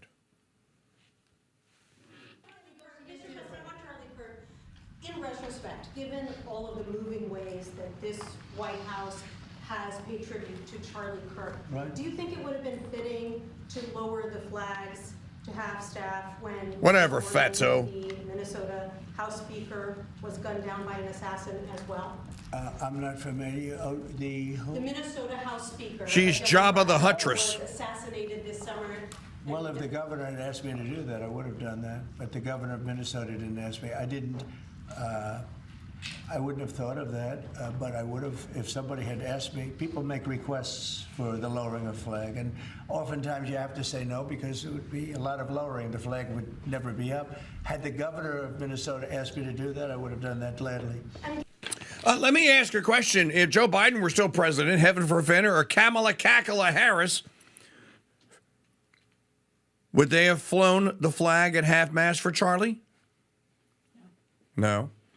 Would they have entertained Ilhan Omar and had a party to celebrate that, hey, another one, boom, boom, boom, boom, boom, boom, boom, that another conservative is bitten the dust? You know, many of us have known about the leftards and their satanic inklings and associations and worship and love for a long time.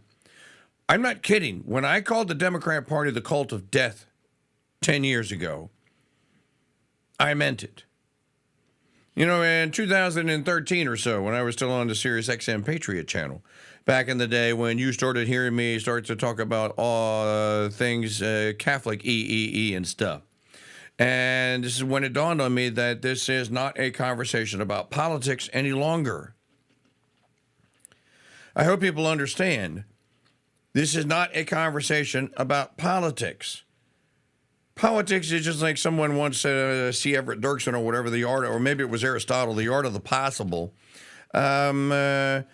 Politics, politicians, it's all a distraction. It's all a distraction from seek ye first the kingdom of God and all these things and his justice will be added unto you. I don't know why we're all sitting out here gnashing teeth and going like, well, we don't know how to figure this out. I think the people in the chat room, like Ted and the rest of you, they're going like, we want a national divorce. Be very careful when you ask for that. Even though, yes, a divorce from being politically, financially, and morally associated with people that are reprehensible and you have nothing in common with. Here, this is like saying that in the 8th century, when the Vikings were still raping, robbing, and pillaging the British Isle, which was civilized. The Romans had civilized it. The Christians, the Catholics had come along and had Christianized it. The Picts were driven primarily from the face of the earth. They either converted or they just died off. And so England was on the way to becoming, by the 12th century, a heroically Catholic country. But in any event, as they were on their way, let's say we're in the 9th or 10th century and there were still Vikings, do you imagine that when the Vikings got there that they would be greeted by people saying that, hey, why don't we have a town hall meeting? Instead of you raping our women and stealing all of our supplies and stuff, why don't you come over to the town hall? We're gonna bang the gavel and we're gonna work out our differences peacefully.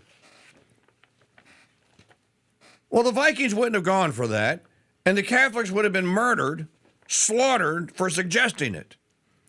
I'm not saying that God couldn't work a miracle and bring peace to the Vikings, but you get the idea here. Yeah, somebody's saying secession may be hard. I'm up for the challenge. Well, I think we would be up for the challenge.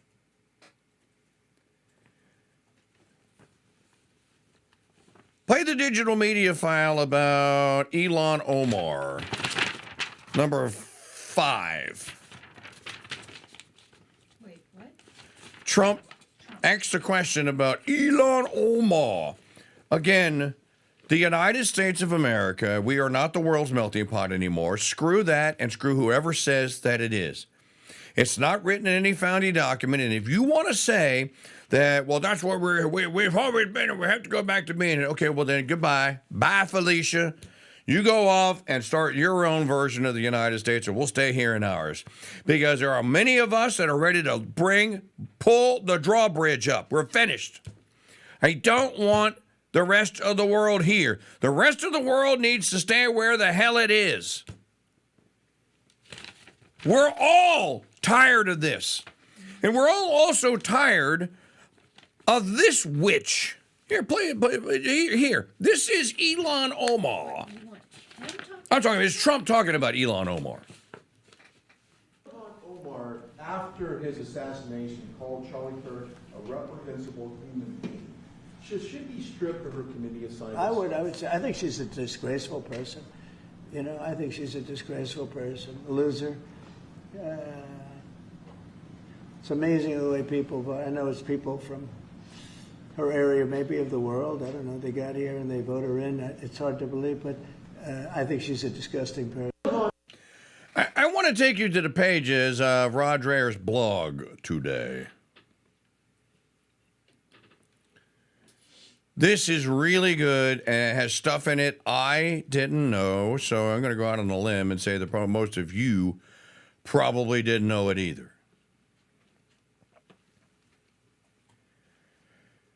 Kraken Unleashed. The righteous anger of a man who just buried his assassinated friend. And then, Maggie, before we do it, I want you to play digital media file number 6. This is Vice President Vance. How many of you agree with J.D. Vance and this soundbite, which he opened yesterday's Charlie Kirk show with, and he was the guest host? There is no unity with people who scream at children over their parents' politics. There is no unity with someone who lies about what Charlie Kirk said in order to excuse his murder. There is no unity with someone who harasses an innocent family the day after the father of that family lost a dear friend. There is no unity with the people who celebrate Charlie Kirk's assassination. And there is no unity with the people who fund these articles, who pay the salaries of these terrorist sympathizers, who argue that Charlie Kirk, a loving husband and father, deserved a shot to the neck because he spoke words with which they disagree. Did you know that the George Soros Open Society Foundation and the Ford Foundation, the groups who funded that disgusting article justifying Charlie's death, do you know they benefit from generous tax treatment? They are literally subsidized by you. He's talking about the Nation News, the Nation American magazine. Taxpayer, and how do they reward us? By setting fire to the house built by the American family over 250 years. I am desperate for our country to be united in condemnation of the actions and the ideas that killed my friend. I want it so badly that I will tell you a difficult truth. We can only have it with people who acknowledge that political violence is unacceptable, and when we work to dismantle the institutions that promote violence and terrorism in our own country. I'm just going to tell you something. J.D. Vance is the Vice President of the United States of America. Audience, listen to me.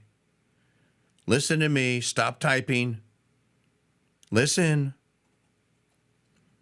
J.D. Vance is the Vice President of the United States. That broadcast came from his office in the West Wing. He didn't go to Charlie's studio. That's not done in a radio studio. That's done from the executive seat of government, if you will, of the United States. You heard two proper nouns in there. You heard Ford Foundation. You heard Soros. What did he call the Soros?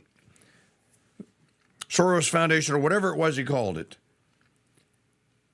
Funding the destruction of what it took 250 years to build. Combined it with what Trump said in the Oval Office yesterday, with when he said, well, I don't know. You'd have to start with some of the people in this room, like the woman behind me, A.G. Bondi. I don't know, Pam, what do you think? Here's what's going to happen. I'm going to tell you what's going to happen. Here's what's coming. So get ready. There's an executive order that's coming. They're writing it right now. Stephen Miller's helping write this. They're writing it right now. The lawyers in the White House are writing it right now. There's an executive order that is coming that is going to identify Antifa, Soros Foundation, and other foundations like the Ford Foundation as enemies of the United States and as domestic terrorists. You heard President Trump say, well, they got away with murder. They got away with murder. They're not going to get away with it anymore. This is why I began today's award-winning broadcast. You should be telling all your friends that they should listen to with the words from the 1991 film, The Untouchables. The Untouchables are coming. I don't know if they're going to be untouchable, but the vice president and the president, now, I'm not saying that they even colluded together. I'm just saying that they were in the same meeting and they both took away, okay, that's what we're going to do. So it's easy to kind of stitch together what the plan that's coming. And the plan that is coming is funding that comes, especially if it's coming from outside the United States, the people that are either dual citizens or not American citizens, that are being poured in to politically activist groups that are violating violating laws or aiding and assisting. We already have 5 cartels that have been named as enemies of the United States. It's easy to say, and it's easy to connect the dots. You're affiliated with them. You are harboring and protecting a known enemy of the United States. You are now in open sedition, or even worse, you're in treason. Trump mentioned the RICO Act. The RICO Act. You got money from a Soros group. You got it in a bank account in Minnesota. You paid the salaries of these professional agitators in Utah. That's a RICO violation. You're going to jail. And we're going to break your group up, okay? I want you to think about James David Vance, J.D. Vance. J.D. Vance flew to Utah on Thursday last. He landed on Air Force 2. He went to the tarmac there. He greeted Erica Kirk, the grieving widow of Charlie Kirk. They awaited the coroner who had possession of the body of Charlie Kirk. That body was then wheeled onto Air Force 2, where Vance, the Vice President of the United States, flew with the dead body of one of his best friends and his grieving widow from Utah back to Arizona, however long that flight was. Vance pushed somebody out of the way that was going to carry that coffin off of Air Force 2 and carried it himself.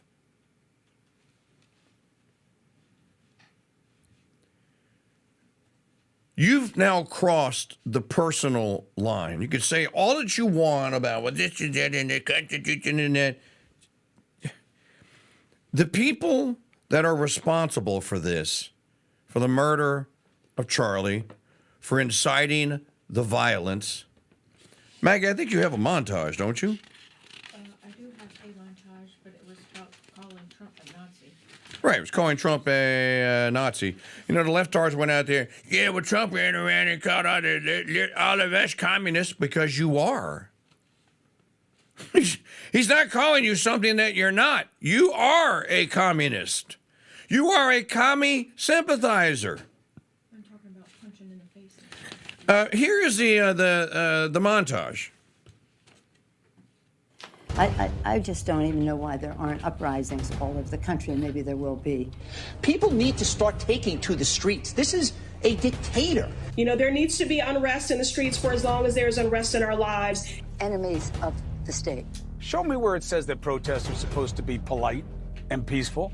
Do something about your dad's immigration practices, you feckless. When they go low, we kick them. How do you resist the temptation to run up and wring her neck? The biggest terror threat in this country is white men, most of them radicalized right up to the right. I thought he should have punched him in the face. I said, even if you lost, he insulted your wife. Yes. He came down the escalator and called Mexicans rapists and murderers. He said, well, what do you think I should have done? I said, I think you should have punched him in the face and then gotten out of the race. You would have been a hero. I'd like to punch him in the face. I said if we were in high school, I'd take him behind the gym and beat the hell out of him. Punch some people in the face! When was the last time an actor assassinated a president? They're still going to have to go out and put a bullet in Donald Trump, and that's a fact. Look, as his character is stabbed to death. Where is John Wilkes Booth when you need him? I have thought an awful lot about blowing up the White House. A Missouri state senator is under investigation by the Secret Service after saying she hopes President Trump is assassinated. I will go and take Trump out tonight. And if you see anybody from that cabinet in a restaurant, in a department store, at a gasoline station, you get out and you create a crowd. And you push back on them. And you tell them they're not Mr. Chairman anymore, anywhere. And sadly, the domestic enemies to our voting system and our honoring our Constitution are right at 1600 Pennsylvania Avenue. They're not going to stop before Election Day in November, and they're not going to stop after Election Day. And that should be, everyone should take note of that on both levels. Stop that, because you know she's talking about the people that are burning down Minneapolis, that were burning down Waukesha, Wisconsin. That was Kamala Harris as Vice President of the United States. They're not going to stop it. They're not going to stop until that. Okay, well, you know what? You woke us up, as Greg Gutfeld said. You woke us the blank up. Okay, fine. Let's play it your way. It's the WWE and the UFC for live talk radio Thursday Night Throwdown, hosted by you. Win a seat at the table, win the throwdown, and then you pick next week's topic. Now that's real live talk radio exclusively on the Crusade Channel. Radio, the way it should be. Hey folks, did you know that the word watch, as in wristwatch, originates from the Old English word watcha, meaning watchfulness, and was initially used to describe keeping a lookout or being alert? Well, I know two guys who keep a lookout for the highest quality watch movements, bands, and then apply their own love for liberty and the Second Amendment to the design of the faces, and bammo, you have the 2A Liberty Watch Company. My friends George and Josh design watches that are sharp, functional, and inspire. I wear my 2A 4547 POTUS watch every day, and you'll love yours too. Shop their entire line today at 2awatchcompany.com. Use the code CHURCH for 10% off at 2awatchcompany.com. Have you ever dreamed of being like Brian Kay or Mitter Monday and being a free Farm Friday star? But you know you have no shot at it because you can't tell the difference between a U and a Y-O-U. Well, lucky for you, we have an entire bookstore filled with the books you need to become so passionate for farming, you'll soon be wearing a Brian Kay Calls Me for Advice t-shirt. So learn to grow by growing your library with books by shopping at shop.mikechurch.com.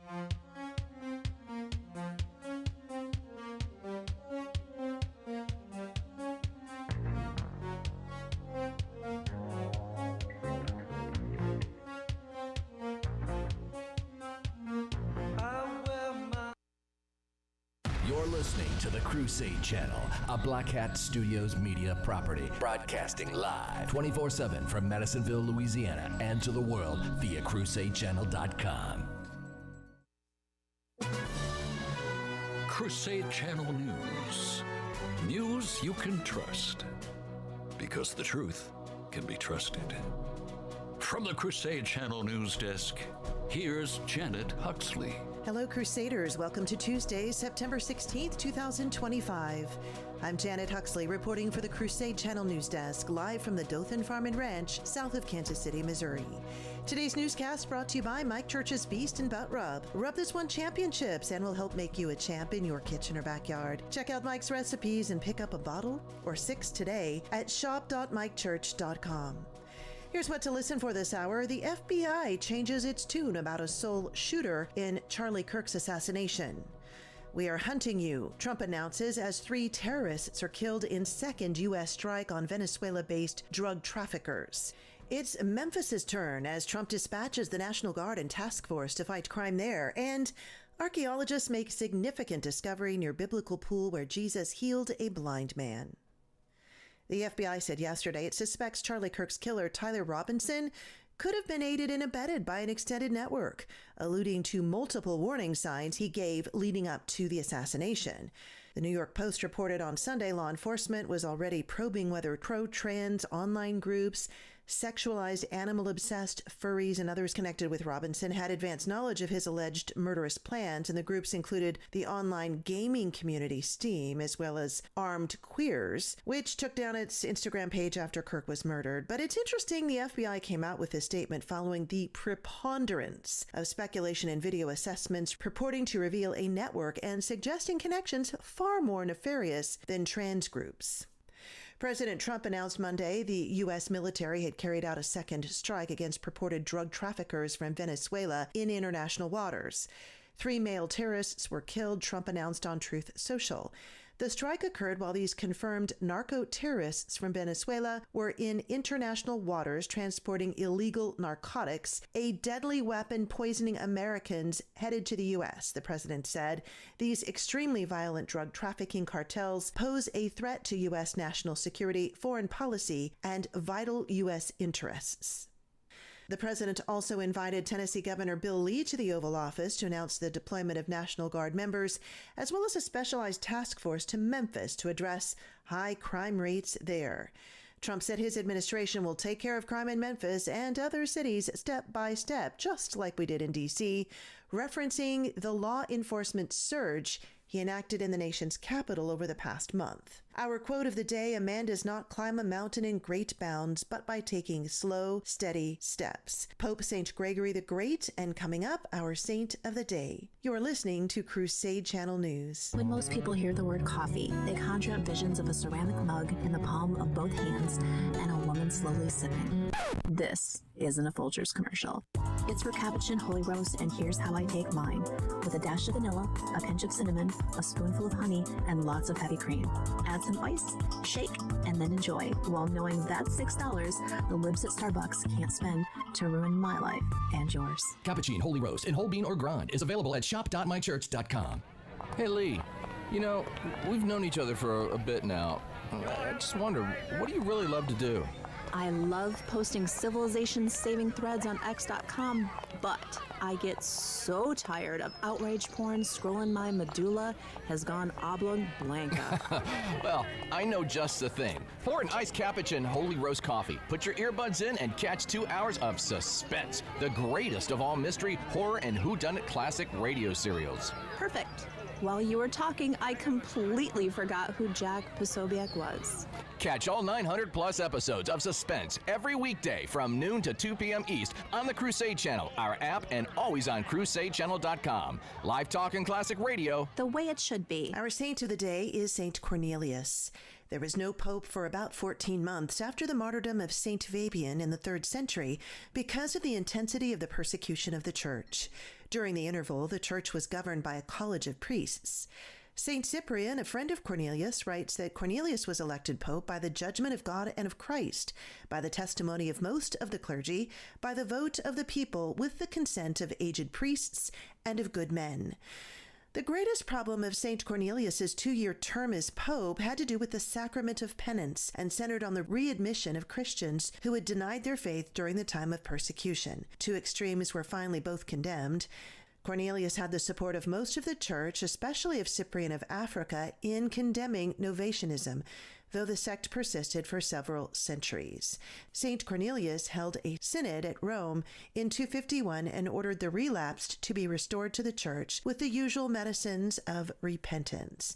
He died as a result of the hardships of his exile in what is now Civitavecchia. Archaeologists have discovered an ancient dam in Jerusalem's City of David, not far from the body of water where Jesus famously healed a blind man. Officials noted in an August 30th release that the wall was recently found during excavations near the Pool of Siloam, within the Jerusalem Walls National Park. The Pool of Siloam, rediscovered in 2004, existed as a basin fed by the Gihon Spring. The Gospel of John recounts the testimony of a blind man who was healed by Jesus at the pool. John 9:10-11 states, "The newly discovered dam dates to the 9th century BC, nearly 2,800 years ago. It could have been built under the reign of either King Joash or King Amaziah, according to officials." I'm Janet Huxley for the Crusade Channel, seeking news and finding truth. Good afternoon, and welcome to the Silk Feather. Ma'am, what would you like to drink? Oh, I'll take the Dom. The Dom Perignon, of course. Ah, the lady has taste. And you, sir? I'll just take the Diet Coke. Oh, dear. You know, what I miss about the good old days before social media and AI ruined everything? Let me guess. No fat people outside of the circus. And Ozempic was the name of the demon in C.S. Lewis story, right? Well, yeah. But besides that, classic radio shows with actors and actual stories. Well, lucky for the human race, the Crusade Channel is rolling over 900 episodes of a show called Suspense. Tweak your mystery-solving muscles over lunch and catch episodes of Suspense, weekdays noon till 2 on the Crusade Channel. Live talk and classic radio the way it should be. I like my version of suspense. Hey! Doesn't work without me. Hey, Mick. Yesterday's show wasn't enough. It's time to crack open another can of Mike Church Show whooping. This guy just don't want to win, you know. He wants to bury you. He wants to humiliate you. He wants to prove to the whole world that it was nothing but some kind of a freak the first time out. Hey, freaks don't hear the rocky music before they leave satellite radio. How about Fresca? The Mike Church Show. Weekday mornings on the Crusade Channel. King-sized truth. From radio-sized speakers.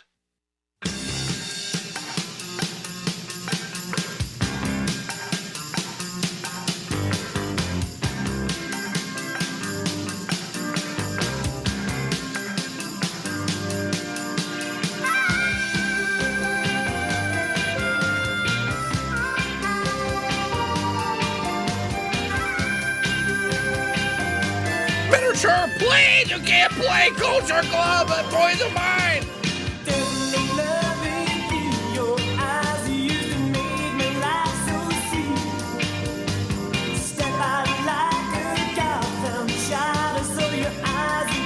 I think this song is appropriately titled. We're up against the Church of the Poison Mind, folks.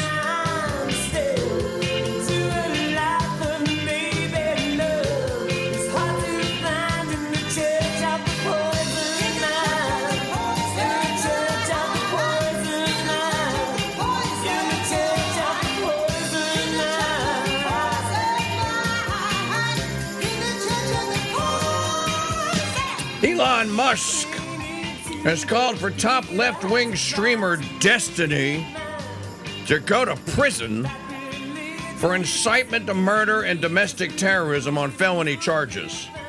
He can resume streaming when he has served his time. Let him say what he wants, but then also pay the price under the law. Destiny said, quote, "You need conservatives to be afraid of getting killed when they go to events. Right now, they don't feel any fear." You know, I was trying to explain this to someone the other day. Saturday. Some people's.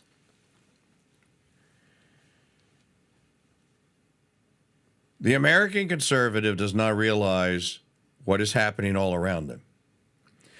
Now, I'm not with some of you, though. I do not believe that these lunatics are going to be successful. I think they're small in numbers. I think that they are like cage-cornered snakes, and that they are willing to fight to their last breath because they came from the cult of death.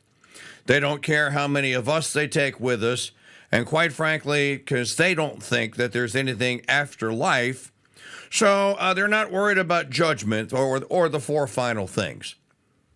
But there's not enough of them. So the paranoid delusionals out there, they're going to do that. You just assume that they win. This is not Moscow 1917. But I just want to explain just quickly here with a brief story here's what you are dealing with here. In 1970, the Romanov family, the Tsar, was told that the Velvet Revolution, or the Color Revolution, was being led by Vladimir Lenin, which, by the way, would have died had it not been for President Woodrow Wilson, and in the equivalent of today's dollars, a $3.5 billion bailout, so the communist revolution could continue. $3.5 billion. The Rachmanovs were told, these people are bad. We need to get you out of the royal palace and get you somewhere safe because they will come for you. They were taken to a safe house somewhere in the hinterlands outside of Moscow. The property was surrounded by loyal royal Russian guards. The family had their own private security. The private security was ultimately bribed to look the other way. A man named Trotsky was hired basically by Lenin to do the dirty work of bringing ancient Mother Russia to an end by doing the unthinkable. Trotsky hired his own band of mercenaries, murderous mercenaries. They dressed as royal Russian guards. They got inside the perimeter. They convinced the royal family's guards that they were like the replacement dudes. They sent one or two of them into the basement of the home. They set up what looked to be a camera tripod. They put a black cover over it. They awakened the royal family late in the evening, in the middle of the night, said, we need to have a publicity photograph taken to assure the people that you're still alive and well and that this revolution is going nowhere. The royal family of Tsar Nicholas was aroused. They all got their Sunday best on. They were then herded down into the basement. This was not at gunpoint. They thought these people were their friends. They were then taken, they were put against the wall, and they were told to line up as if they were taking a family photo. At that point, then, the man who Trotsky had hired pulled the cover off of what was supposed to be the camera to reveal a submachine gun. The Rachmanovs were filled with bullets, and there the royal family of Russia died. Then Trotsky had to hire even the more sinister people to do away with the bodies. I don't even want to tell you what they did with the bodies. Trotsky is destiny. Trotsky was a Democrat. That's like Jack Posobiec and Joshua Lisek wrote in their book, The Unhumans, because that's what they do. Do not put what would happen to the royal family beyond the reach of any leftist. You must understand, you are not dealing with God-fearing people because they don't believe in God. I'm not trying to be radical or cause anyone to be scared, but you need to understand, and I need to understand what and who you are dealing with here. Let's go to Rod Dreher's blog for today. Before we do that, play Stephen Miller on with J.D. Vance. We heard an angry J.D., justifiably angry. Now, I guess it's digital media file number 8. Or is the one where he... 8 is just where he's telling you. Okay, so then play 9 then. Is that the one where... He's about the organization? Yes. Okay. So this is the digital media file number 9. This is Stephen Miller on with J.D. Vance, and they were filling in for Charlie Kirk yesterday. Here's what they said. Part. Are very worried about how we got here in the first place. And you have the crazies on the far left who are saying, oh, Stephen Miller and J.D. Vance, they're going to go after constitutionally protected speech. No, we're going to go after the NGO network that foments, facilitates, and engages in violence. That's not okay. Violence is not okay in our system, and we want to make it less likely that that happens. Walk me through, at a high level, like what you and I have been working on, what the whole administration has been working on to try to make sure that we don't reward and promote this craziness. So it's an excellent question. I said this before, and but it bears repeating. The last message that Charlie sent me was, I think it was just the day before we lost him, which is that we need to have an organized strategy to go after the left-wing organizations that are promoting violence in this country. And I will write those words onto my heart, and I will carry them out. If people ask me, what emotions I'm feeling right now, this is something people say. I mean, you kind of know the answer. There's incredible sadness, but there's incredible anger. We all feel an incredible sense of anger, Stephen. And as I said, even though I didn't personally know Charlie, I went to Charlie's events. We did 3 of them. We're going to America Fest in December. Nous sommes tous Charlie Kirk maintenant. Committed to memory. Nous sommes tous Charlie Kirk maintenant. We're all Charlie Kirk now. Now,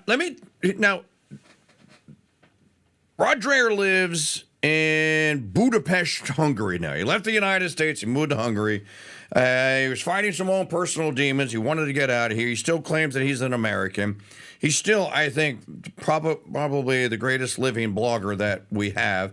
Even though I consistently disagree with him, that's fine. He and I don't have to agree on everything. And Dreher's a smart guy. He's been around, and he's a gifted writer. Dreher. Vance quoted he listened to this show yesterday, okay? This is this morning's blog after he heard what you just heard. Except he heard the whole thing. J.D. Vance quoted large parts of the Nicene Creed. True story. Has anything like that ever happened? He said, have faith in the Lord, be bold, and glorify him. Vance emphasized repeatedly with great force that there can be no unity with people who glorify political violence. And he said the administration is going to go after the networks that fund the crazy left. He mentioned George Soros' Open Society Foundation, later denied by the magazine, and the Ford Foundation as funders of The Nation magazine, who Elizabeth Spires wrote a foul article about Charlie Kirk. And here is a quote from it. He was an unrepentant racist, transphobe, homophobe, and misogynist who often wrapped his bigotry in Bible verses because there's no way to pretend that it was morally correct. He had children, as do many vile people.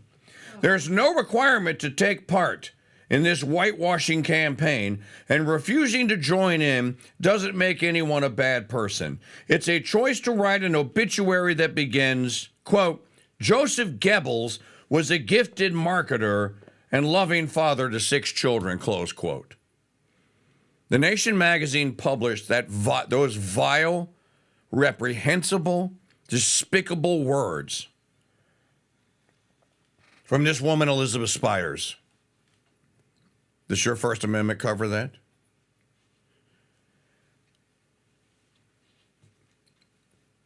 Again, does error have a right in the public square? This is where Mike Church comes in here. This is where a knowledge of the history of Christendom comes in here. The answer is no. Enough of this wrapping themselves in the First Amendment. You can't use your right to free speech to incite people to kill other human beings. Number one, Maggie, how many different ways are there you can be an accessory to someone's sin? 7, right? Number one, you're an accessory to the capital sin, which God forbade in the Ten Commandments of thou shalt not commit murder. So, number one reason why you can't do it is it's sinful. But there's more going on here than just that. Always remember, the prince of this world has already been judged, as our Lord told us in the gospel just this past Sunday, for exaltation of the Holy Cross Sunday. A woman that wrote for the Washington Post has been fired. Her name was Karen Attiah. She claims that she is the victim of a racism campaign. There's 9 ways to be accessory to someone's sin. I thought it was 9. I went with 7 because 7 is the number of sacraments. Here's what she originally wrote. Okay. Back to the Spire woman and the nation. Correction. A previous version of this article attributed a quote to Charlie Kirk incorrectly. Kirk said, quote, if we would have said that Joy Reid and Michelle Obama and Sheila Jackson Lee and Ketanji Brown Jackson were affirmative action picks, we would have been called racist. Now they're coming out and they're saying it for us. They're coming out and they're saying, I'm only here because of affirmative action. We know you do not have the brain processing power to otherwise be taken really seriously. You had to go steal a white person's slot to get to be taken somewhat seriously.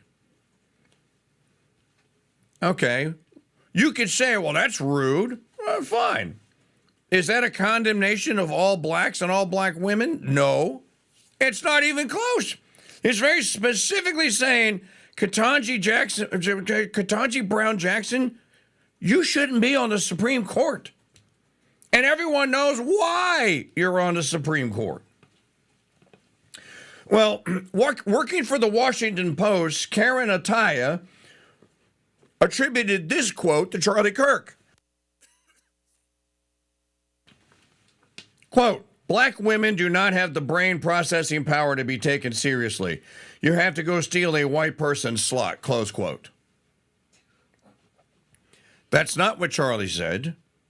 That's not even what the Nation Bimbo said that Charlie said. That's just a flat out lie. And the Washington Compost went, shigong, and whacked her. Now, Attiah said, they fired me because I was speaking out against political violence. No, you weren't. Racial double standards. No, you weren't. You are a walking, talking, breathing, discombobulated double standard, ma'am. And America's apathy toward guns. I took a walk this morning. I don't have an apathy toward guns. I have a very great respect for guns. On my shoulder, like I'm in the Wild West, I'm holstering a weapon when I walk in the morning. I'd advise all of you to do the same.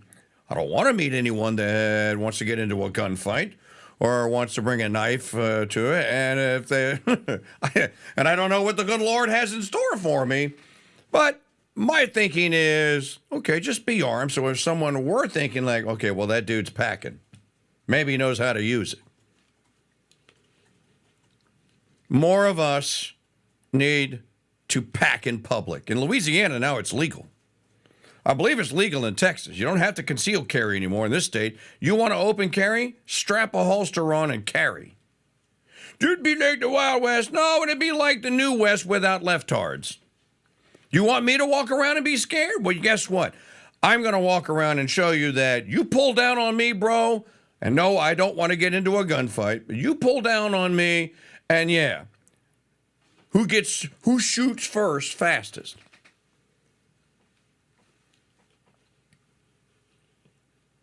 Then there's this from Dreher. This is the part that I didn't know. There is a group called Queer Resistance. Agitate, educate, organize. There is a lecture, Armed Queers, SLCX Mecca, September the 27th, 5 to 6:30 p.m., Central Campus, Salt Lake City, Utah. Armed Queers and Mecca want you to come learn about the radical history of the queer liberation movement. There is a picture of a young woman standing there with, I don't know, is that an SKS with a banana magazine on it or a curved magazine on it? She has a pair of bandoleros with what look to me to be 30-06 rounds. The Queer Resistance logo has a red Soviet star with a hammer and sickle making up the Q. These people are going to have a meeting, and they're going to incite the queers to kill. That's what that poster says to me. Do we have meetings? Hell, when we have gun and knife shows, you don't see Tex standing there with a knife in one hand and a 45 in the other saying, come to the gun and knife show. Who is violent? And then Dreher published this, and I didn't know this. Is it in today's or is it in yesterday's? Hold on. And it may be the coffee and COVID one. It was about the satanic.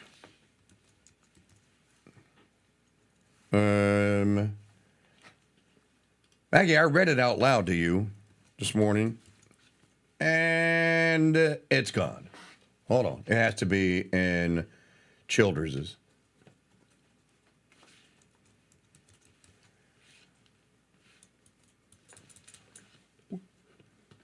Now you're all thinking that well, maybe you should do your show. I did. I actually read this, and I'm reading this, and I'm going like, I never even heard of this. Here it is. It's coming up. Here it is. Okay. How many of you have ever heard of something called satanic accelerationism? Well, accelerationism was, and this is Jeff Childers, Coffee and COVID. Accelerationism was the fiendish brainchild of two French communist philosophers, Gilles Deleuze and Félix Guattari, who in 1972 co-wrote Capitalism and Schizophrenia.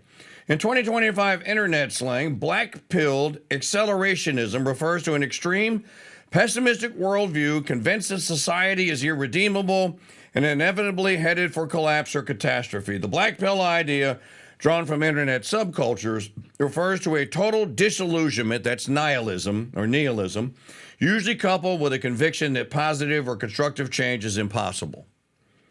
If some of you want to know why some of us push back against constant and incessant doomsaying and nihilism, which is basically what these people are talking about, black-pilling accelerationism, that's why. Unlike religious, nationalistic, or racial radicals, accelerationists have no plan for the after. There is no new social order to replace the collapsed one. Just chaos, misery, and death. Pure nihilism. It's unsurprising so many trans people are attracted to this philosophy, said Jeff Childers. They are ripe for recruitment. Trannies are being trained to believe that the normies hate them and want to erase them. All of civilization appears hell-bent on frustrating transsexual happiness with freedom and fulfillment. They see no way to fix it, no common ground, nothing to negotiate. Thus, civilization itself must go. And that's why Tyler Robinson felt justified in murdering Charlie Kirk.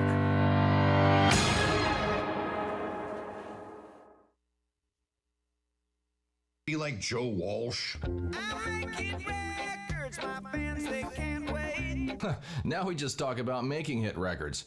Well, parody versions of hit records. Join the KingDude and Jim Mosier as they pick apart the greatest parody songs of all time and the hits they were based on. It's Album Autopsy, exclusively on the Crusade Channel. Live talk and podcast radio the way it should be, and doesn't disappoint your mother. Hello, Crusaders. I'm Janet Huxley at the Crusade Channel News Desk with your Crusade Crucials for Tuesday, September the 16th, 2025. This report is brought to you by Mike Church's Beast and Butt Rub, a rub that's won championships and will help make you a champ in your kitchen or backyard. Check out Mike's recipes and pick up a bottle or 6 today at shop.mikechurch.com. In the market report, all 3 major indexes were up again, 0.11 for the Dow. The S&P climbed 0.47%. NASDAQ was up 0.94%. Today is Mayflower Day, commemorating the day the ship set sail from Plymouth. That was in 1620. On September 16th of 1620, the Mayflower set sail from Plymouth, England, with 102 souls on board. These colonists, men, women, children, some seeking fortune, some seeking religious freedom, were later known as the Pilgrims. As you know, the story is they intended to land in Virginia, but after 66 days at sea, storms and winds blew them off course, and they ended up in Cape Cod. Today is also National Cinnamon Raisin Bread Day, Voter Registration Day, it's Play-Doh Day and Professionals Day, Step Family Day, Working Parents Day, and it's Guacamole Day. Our quote of the day, a man does not climb a mountain in great bounds, but by taking slow, steady steps. Pope St. Gregory the Great, and our saint of the day is St. Cornelius. You're listening to Crusade Channel News. This is a pixel. I'm Groot. Now, if you put a couple of million of these guys together, you can make a sentence on an LED screen. Put a couple of billion of them together, and you can make a whole page. Put 360 billion of them, and you got Chesterson's book, Orthodoxy. But it doesn't smell like a book, and it burns teeny little holes in your cornea. So is the pixel really your friend? I'm Groot. No, but the Founders Trading Post is your friend, and we have actual books with actual smelly pages. Plus, our little bookstore has everything you'd expect. I'm Groot. Yes, Groot, to the gourmet coffee, but no to the One Tree Hill sappy guitar music. Pick up a copy of G.K. Chesterton's Orthodoxy, plus many other Chesterton titles at shop.mikechurch.com.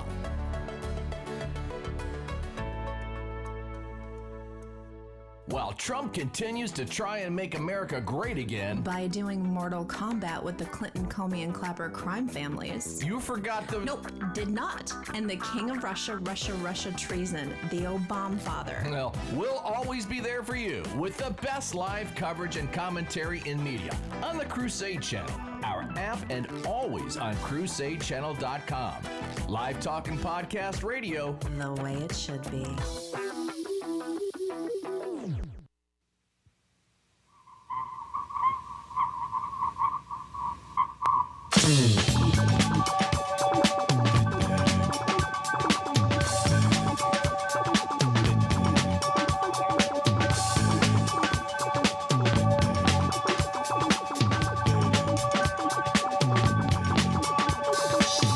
You may find yourself living in a shotgun shack, and you may find yourself in another part of the world, and you may find yourself behind the wheel of a large automobile, and you may find yourself in a beautiful house with a beautiful wife, and you may ask yourself, well, how did I get here?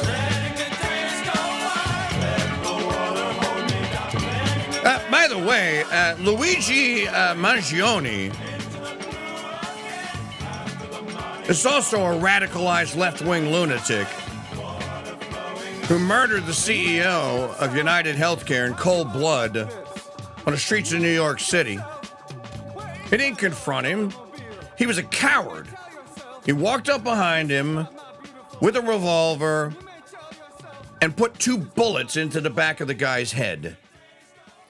And again, look at these lunatics. Look at this. They just arraigned this creep. And they dropped the terror charge against him. Outside of his courtroom are fans of Luigi, as if he is a character from the Donkey Kong game, Mario and Luigi. There's a bunch of them out there with green T-shirts with white circles with an L from the game for Luigi. They have green baseball caps with white circle for the L for Luigi.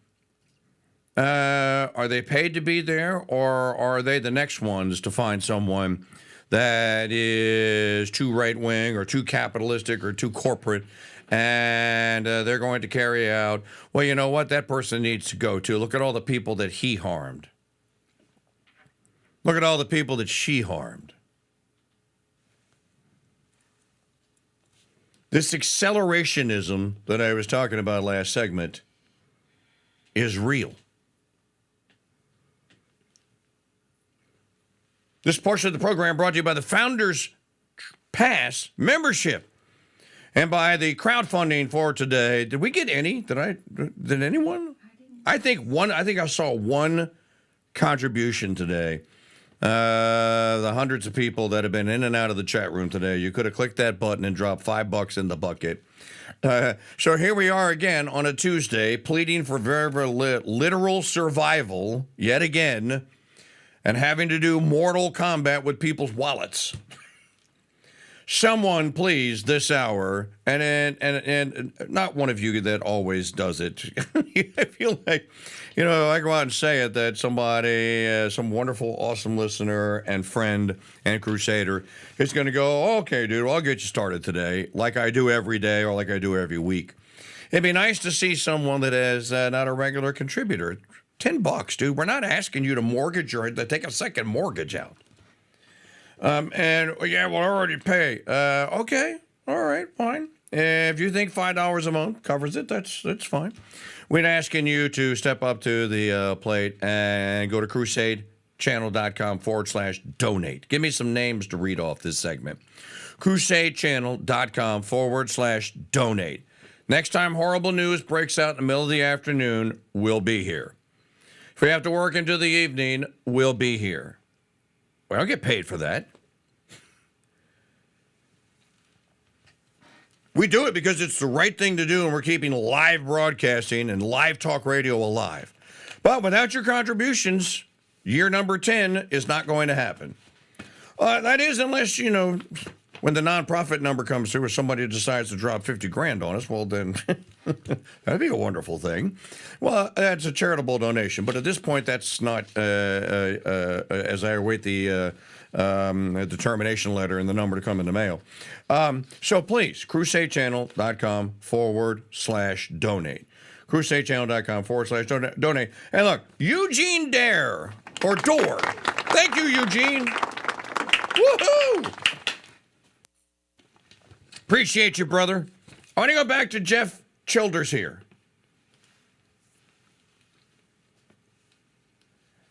And he's writing about these lunatics. This is accelerationism. Did you know that there is something called satanic accelerationism? Unlike religious, nationalistic, or racial radicals, accelerationists have no plan for the after. There's no new social order to replace the collapse when just chaos, misery, and death. Pure nihilism. It's unsurprising so many trans people are attracted to this philosophy. They are ripe for recruitment. Trannies are being trained to believe that the normies hate them and want to erase them. All of civilization appears hell-bent on frustrating transsexual happiness, freedom, and fulfillment. Well, there is no transsexual happiness. Look at the last two deranged tranny shooters. They both, in their manifestos, wrote about how miserable it made them. Not me, not Maggie, not Schaefer. The transition was making them miserable. They hated it. They hated their lives, and they didn't care if they were killed after killing. Somebody broke the story on X.com, Right Angle News Network, breaking.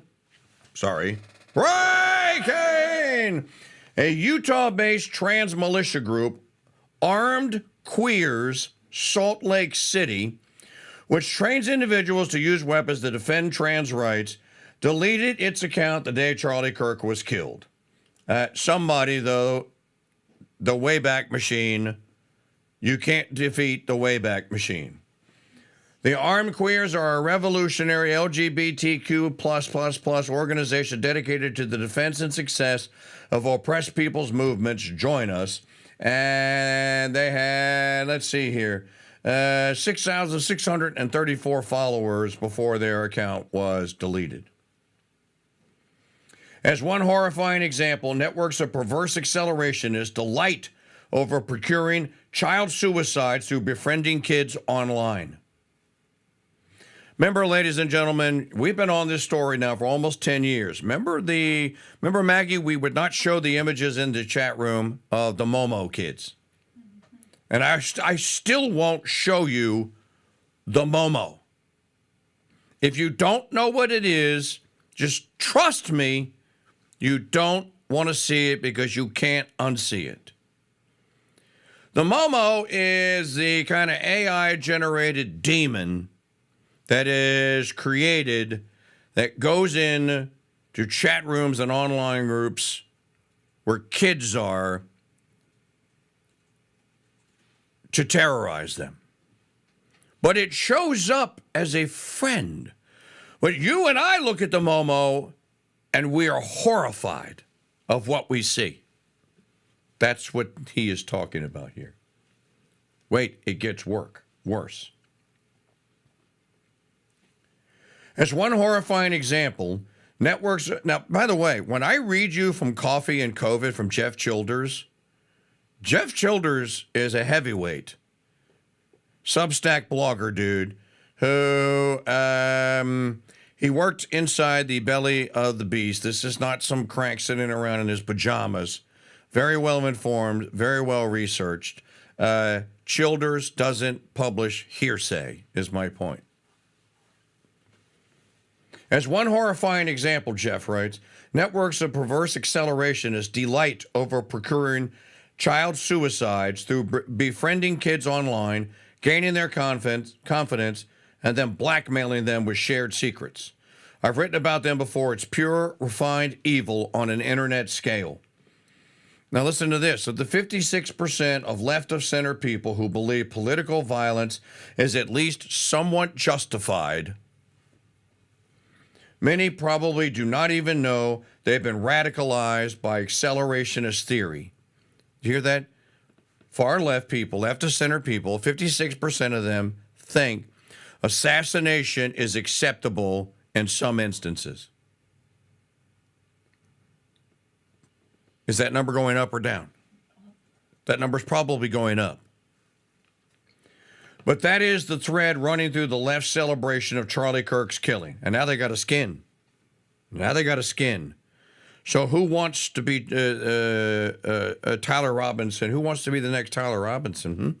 Who wants to be the next one celebrated in the 4chan groups? In the Discord and Reddit groups? Who wants to be the next one in the satanic groups when they made to go like, all hail?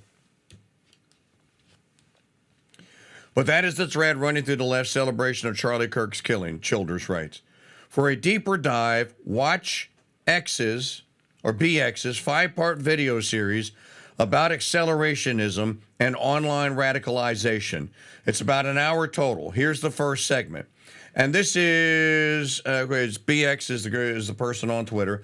My exclusive investigative docuseries explores the origins and evolution of a new form of terrorism, which I call satanic accelerationism, including its links to terror attacks, mass killings, and child abuse. And then clip one, part one is Where is Jade? Radical accelerationism explained. I didn't have time to watch it. I will watch it over the course of the next couple of days. There is some good news, children's rights. BX's video series published in January and got little attention, at least relative to what it should have received. The Rutgers study ran in April, and nobody ever heard about it, despite its explosive conclusions. But it nevertheless penetrated, and although corporate media ignored the story, FBI Director Kash Patel prioritized investigating radical accelerationist groups starting back in May. For example, FBI has opened 250 investigations tied to violent online network 764 that preys on teens, top official says. The 764 group mentioned in the headline is only one of the shadowy networks of radical accelerationists. Since Tyler Robinson was identified and arrested, the questions now are, how was he radicalized and who radicalized him? That is exactly the question Stephen Miller and J.D. Vance asked on Charlie's radio show yesterday. And again, talk radio is going to play a large part in this. So I encourage you, tell your friends about the Crusade Channel, the Mike Church Show, more importantly, or as important, young people that you know, tell them, there's a lot of kids out there running around college campus today, brandishing microphones and saying, I'm the next Charlie Kirk. We're not going to let this end, right? And we're going to keep asking questions and keep talking and debating these people, et cetera, et cetera. Don't forget the radio show part. Hopefully, some of these youngsters decide that they would like to learn the arcane art of radio broadcasting and TV broadcasting. Well, we're here. Which is why we had the nonprofit, the Crusade Radio Guild. It is an educational establishment, literally made for this moment. I'm not glad this moment happened. And the nonprofit was filed for 5 years ago. And that's what we were positioned there to do that. And this is a U.S. News exclusive detail. Charlie Kirk assassination investigation widens to probe whether pro-trans online groups knew in advance. You're going to find out that they did. Woe to those who knew in advance. I can't wait for them to be discovered, but more importantly, I can't wait for them to see the inside of a penitentiary. Enough. The entirety of the identity of people that, we have an online life and this and that and the other, it's not reality. The whole trans thing is a refusal to deal with reality. Now, people that have chronic, diagnosable, neurotic failure to deal with reality are now killing people.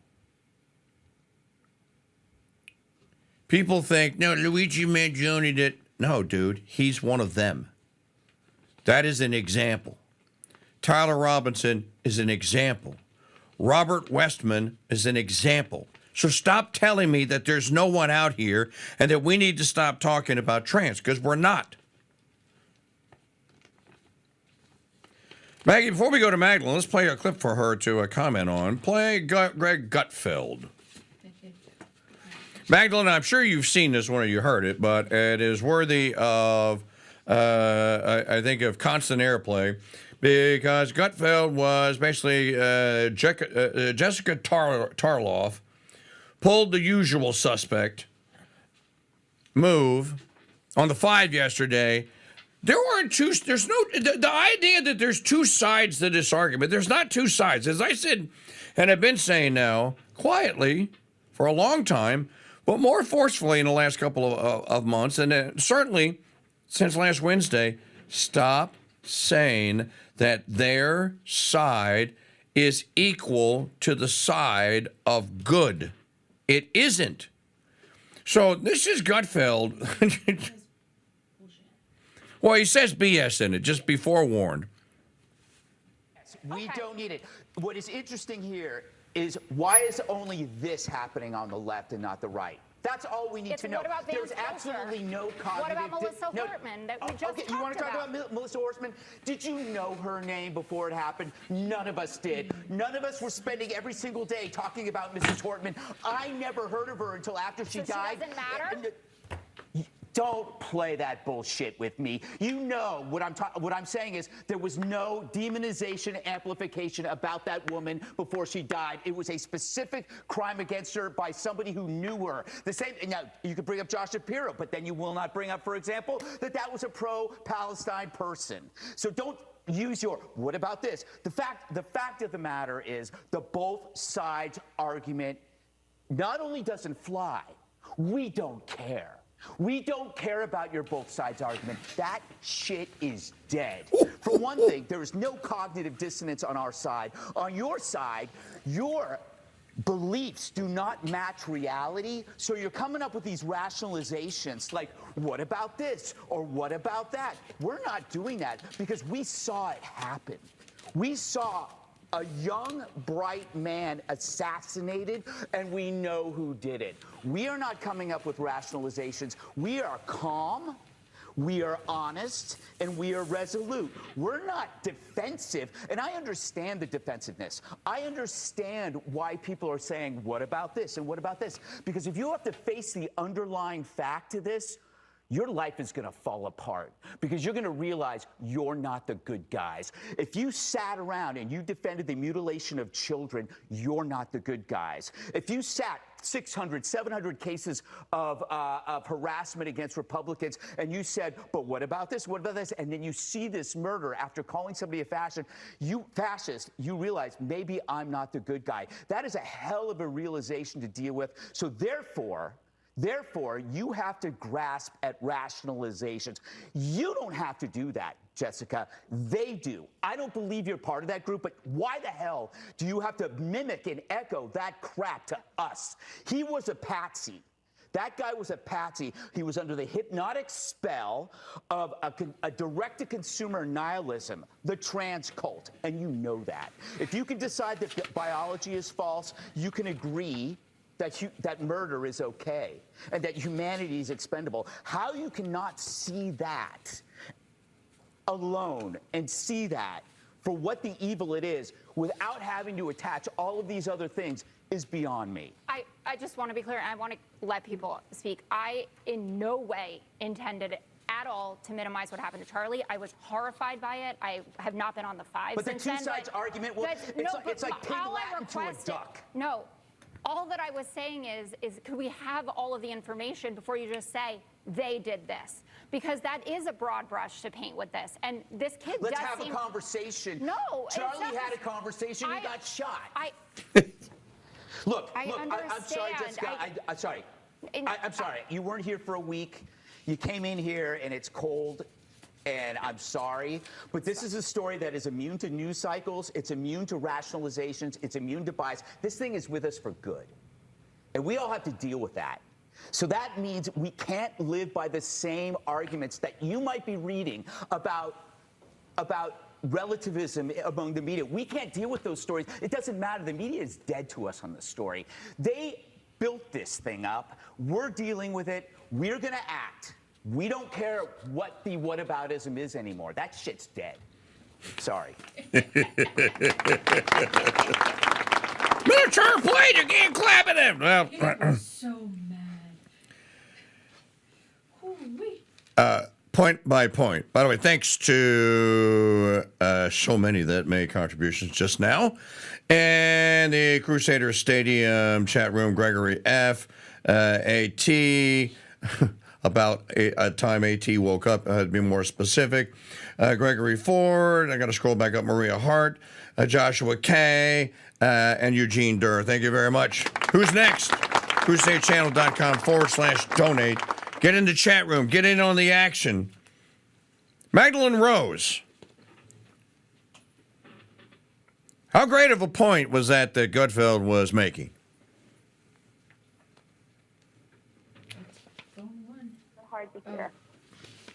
I'm sorry, you're going to have to start over. New mixing board. all kind of newfangled channels. It doesn't even look the same. Magdalena Rose, how right was Greg Gutfeld? He's very right, but there's a whole other conversation happening over you, so I can't hear you very well. What do you mean, a whole conversation? What do you mean there's a whole conversation happening over me? I can hear like a whole other interview along with you that's streaming now. How about now? Yes, now I'm just hearing discussion about Trump and Charlie Kirk. Who's playing? I have no idea.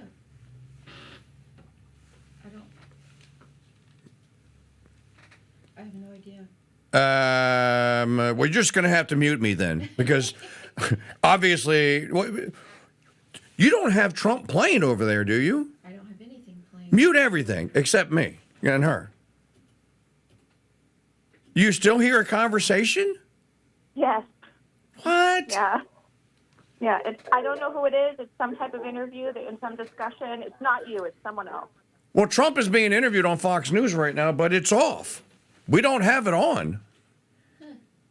It's on a TV that's in another room. We can just try to talk. I'm just telling you what may be streaming now. Okay, well, you're just going to have to mute me and try your best without being able to hear what I'm saying.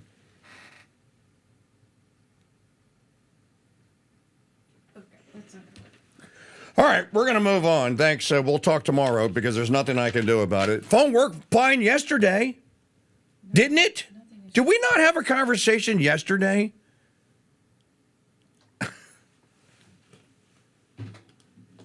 I have no idea. Well, all right. Well, 9 o'clock into the she's saying there's something else that's playing. I don't have a source. It's not coming from me. It can't be coming from me because everything on my side is off. So the only place it could possibly be coming from is, what you may be playing something in the background. You don't even know you're playing it, and it's pre-fader, and it's going out over the phone. Tell you what. Hold on. I don't have anything on. Well, I should have checked this. I should have checked this yesterday. There, I'll play something.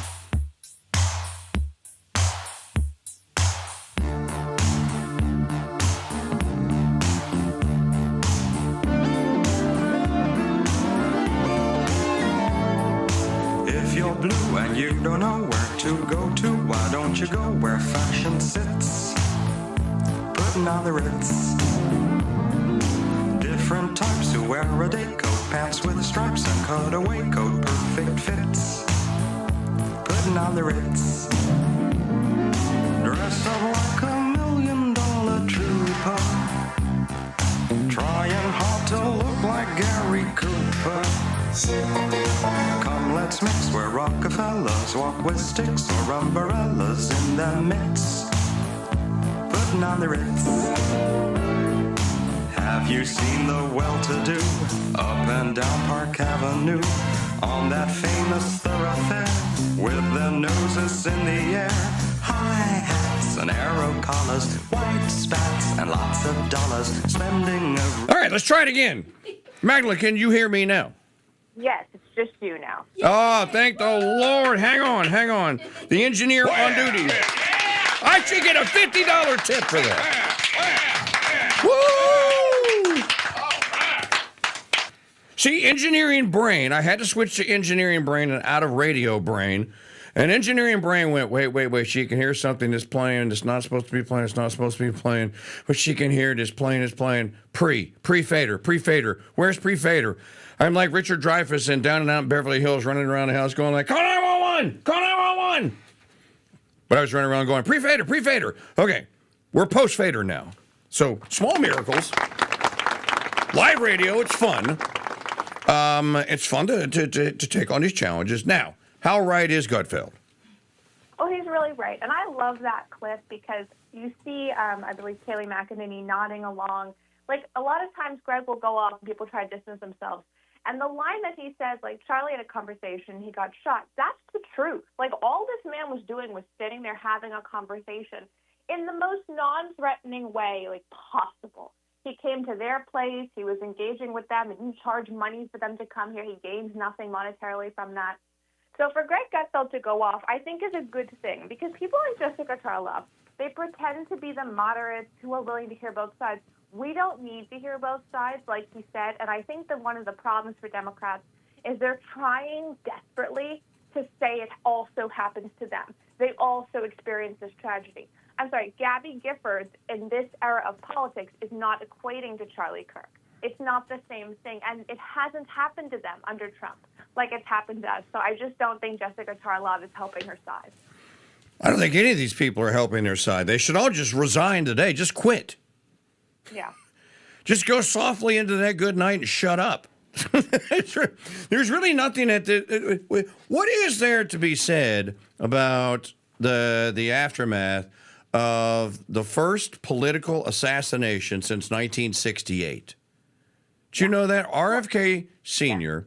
is the last successful political assassination? They did try.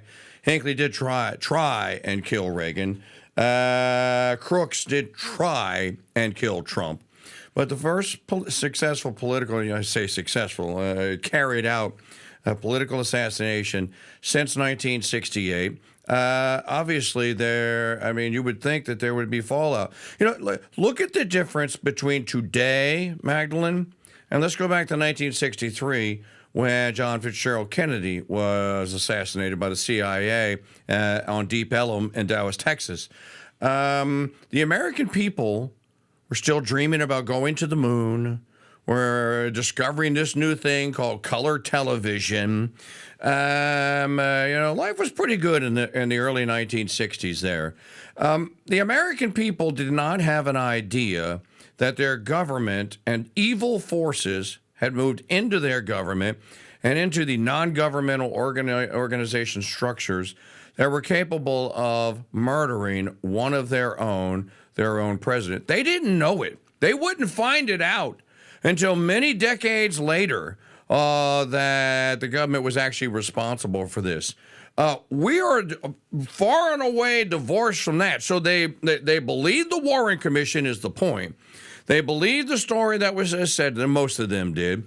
And no one would question it until the Zapruder film came out in 1977 when Geraldo showed it on Geraldo Rivera Live on ABC. We're not in that moment now. The government's not getting the benefit of the doubt. The organizations that are in question are not getting the benefit of the doubt any longer.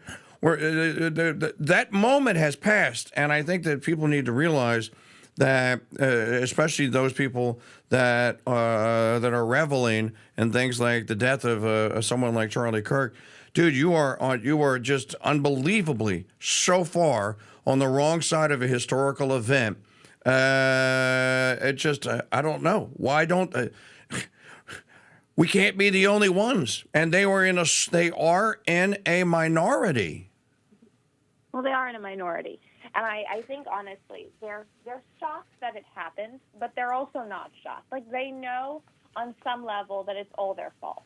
And I think Democrats are actually jealous of us because of the assassination. I think Democrats are so twisted that they're jealous that this hasn't happened to their side so that they can lead some liberal crusade against us. That seems to be what's happening here. I think they're angry that the right isn't as violent as they say and isn't as vitriolic. Because if this had happened to, let's say, I don't think there is an equivalent on the left, but let's say it's AOC is as best as you can get on the left. The cities would be burning. We'd be under some type of martial law wherever Democrats run things. I mean, it would be a very different situation. There would not be prayer vigils. It would be rage and promises for revolution.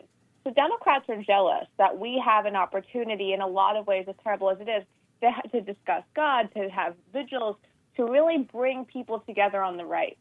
And I think that they're such sick and twisted people that they don't know how to cope with the fact that they don't have an equalizer to this. They can't point at someone they've lost like this because our side doesn't do those kinds of things. And they keep trying to grasp at straws. They keep saying Gabby Giffords, or they say that Josh Shapiro was targeted. But like Gutfeld said, they don't then say that that was by a Palestinian activist who is very anti-Jew. So that's where Democrats are. They're frustrated by their lack of tragedy to exploit. No, and that's a really great point. There is the green-eyed monster, the jealousy card. That well, you don't have that on your side, and the reason that they don't have it on their side is because they have no one on their side that's even pursuing God. Now, there's some other things that are happening out there with that I think are worthy of us talking about. Maggie, if you is it on the cut sheet? Let's see. Yeah. Play for Magdalene and for the audience. Play number 16. Play number 16. Digital media file number 16. By the way, Trump is on his way, I guess, to the UK, or was that he's going somewhere today? You know, I think Charlie was definitely on the brink of changing some of his perspectives, and I can tell you factually, Charlie was praying the rosary. Charlie was going to Mass. One of my last conversations with Charlie was me joking with him saying, just make the last step, okay? You are, I said specifically, you're too smart to be a Protestant. Just take the last step, Charlie. He says, ha ha. He was speaking about Mary. And typically when those steps start taking place, you stop referring to yourself, as I did, as a Judeo-Christian. So Charlie was having a lot of conversations with a lot of people in the last days of his life. I don't know how he got anything done. But if taking Candace Owens at her word, and Charlie was on the way to a conversion, that message gets out there to the millions of young people that are now saying in unison, Magdalene, Je suis Charlie Kirk. I am Charlie Kirk, or as I say, we should all be saying, nous sommes tous Charlie Kirk maintenant. We are all Charlie Kirk now. If that is actually happening, imagine the groundswell of support if millions of young people, especially young men, decide that Catholicism is the path that will guide them in their politics. Yeah, I mean, it's a massive thing. I know his wife was raised Catholic as well, and she was baptized, and they've been going to Mass.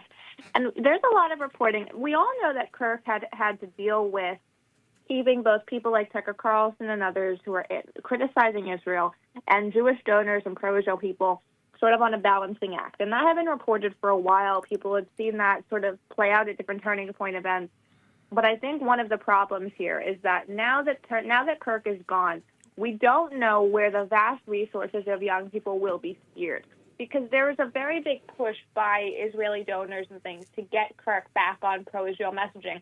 And it was never that Kirk was anti-Israel. Charlie Kirk was never an anti-Israel person, but he began to have questions. A lot of people are saying that it was caused by the coordinated efforts with the United States and Israel and Iran a few months back. If Turning Point is now, we're not really sure who it's being run by. We're not sure what side of the aisle they're going to come down on that topic.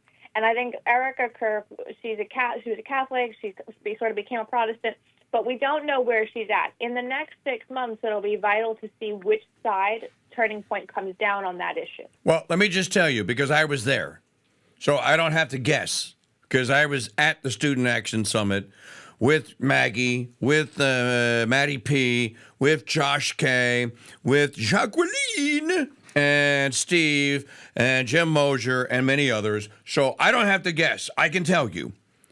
The presence, the first thing you saw on the floor of the main hall when you walked in the Student Action Summit was a 50 or 60 foot wide booth for Israel something.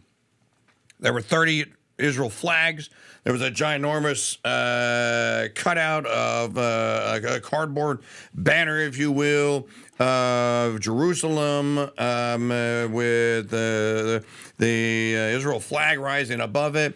There were full-size fathead cutouts, stand-up cutouts of Netanyahu.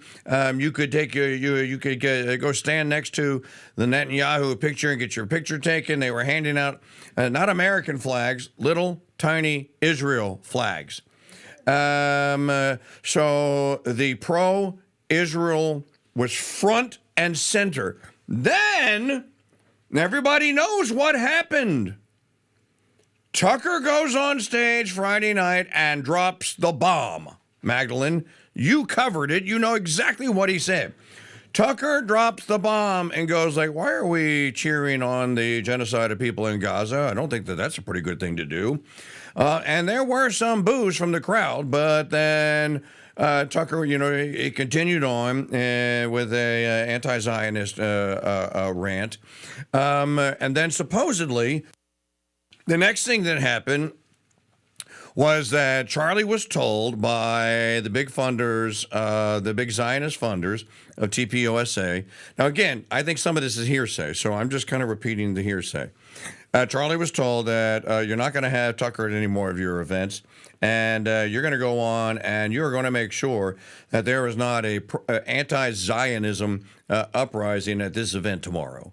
Supposedly, an email went out telling people that if you're anti-Zionism or if you're pro-Palestine or whatever, don't come. I can tell you because I was there. I don't have to conjecture about it. I was on the floor. Friday, we had a couple of thousand people walking the floor. We were very excited for an even bigger turnout on Saturday. Saturday, we had a couple of hundred, if even that much. Now, somebody can comment, you're trying to, no, I'm not. I'm just telling you what happened. This is what happened. There was a discussion. Rob Schneider took the Zionism point of view, and then the guy from LouRockwell.com, whatever the dude's name was, took the anti-Zionist nationalist view, and they had a supposed little mock debate on Sunday morning. The guy who took the anti-Zionism point of view got booed. Rob Schneider got cheered. But there were only 100 people in that room, Magdalene. There was seating for 5,000 in that room. There were 100. So, yeah, it was a massive, it was a big, I don't think it was supposed to happen that way. And, yeah, there was a controversy at that event. And Charlie, for his part, we could all hear him on the stage exhorting the people, come on now, guys, let's hear both sides. Now, he didn't say, let's hear the Israel side because they're right. He said, come on, guys, let's hear both sides. So I completely, and from what I've read from reliable people, Charlie was having conversations, and he was, look, this is not hard. People that deal with reality and can actually read news and can go just a little bit beneath the surface. Charlie did that when it came to what Israel was doing to in Gaza and to the Palestinians. I mean, one of his last shows, he was going down, he was saying, look, these people are funding these groups here in the United States, these pro-Zionist people. So there is no doubt that there was some turmoil, if you will, in Charlie's point of view and in his thinking. I don't think that and maybe this is why Netanyahu rushed out to be interviewed by Greta Van Susteren and saying, oh, we didn't have anything, Hamas, to do with Charlie. We all love Charlie Kirk. But it's just futile to say that there's not a controversy. And you're right. We will find out at America Fest. You will find out which side has won that internecine argument at TPUSA. And I do not pretend to know, because I don't know anyone other than, people that are like volunteers and stuff. So I do not pretend to know who is going to win that side of the argument. But I would imagine that we'll start to see, well, who gets to fill in for Charlie. You started off. Go ahead. And there are already discussions. I mean, I know that Benny Johnson is trying very hard to get in that seat and to be somebody who is seen as a leader in that. He doesn't have a great deal of support because he's had issues with taking other people's content. This has been an issue for him. So Benny Johnson has been advocating very hard for that. And I think him being sort of pushed down a little bit in recent days within the young conservative world is a good thing, because he's not somebody who's an ideological guy. He's not somebody who's going to get into the weeds of issues like Kirk was. And one of the things that I think is important is that within the young conservative world, as much as people might think like the conservative world is so pro-Israel and so pro helping Israel and everything, that has been depleting for quite a while. And one of the things that Kirk had done was that in the beginning, I would say 2017, he only elevated people in the young conservative world who were advocates of Israel. He was very clear. Candace Owens went to Israel. She was a very big supporter. She will admit that freely, and then she had a switch over. So the group of young conservatives from I would say, like 2017 to 2020 are very pro-Israel who Kirk brought in. But those ones in like 2021 to now that he helped launch the career stuff, they're very different. They're very skeptical. So within the young conservative media world, there's a big division. And I don't know if the people who are pro-Israel necessarily have the support they would need. And just for reference, Nick Fuentes was kind of like Kirk's dark shadow in a way, like the guy on the other side of a lot of the arguments. And he has a very anti-Israel stance. Young people are swaying much more to him. He had the #1 watched English Discord stream in the world for like 3 nights in a row recently. That's massive. And if that's the case, I don't see how pro-Israel sentiments continue to grow in the Republican Party. There was a guy that, it's on my Twitter, Maggie, I guess I didn't give it to you. There's a guy that was making the argument yesterday, speaking to a interviewer in Israel, and this guy is former Israeli intelligence, and was saying that, look, the whole thing is about to come apart. The whole thing is about to come apart. Look, you people that pay attention, if you actually watch news, don't watch opinion, watch the actual events. President Trump was asked. We couldn't find the actual soundbite, so I want to say that it was maybe as he was getting on a plane on Friday or Saturday or whatever. I saw it yesterday. Maybe you saw it. He was asked outside of the White House, are you upset with the Israelis and their attack on, or what do you think about the attack on Qatar? And Trump, for his part, said, no, I'm not okay with it. No, I don't like it. I don't like it at all. And, I got to have a talk. We're not, the Qatari people are good people here. The Israelis are good people here. We got to have peace. He let it be known, that's more than once now, that he is not okay with what they did in Qatar. Is it wearing off?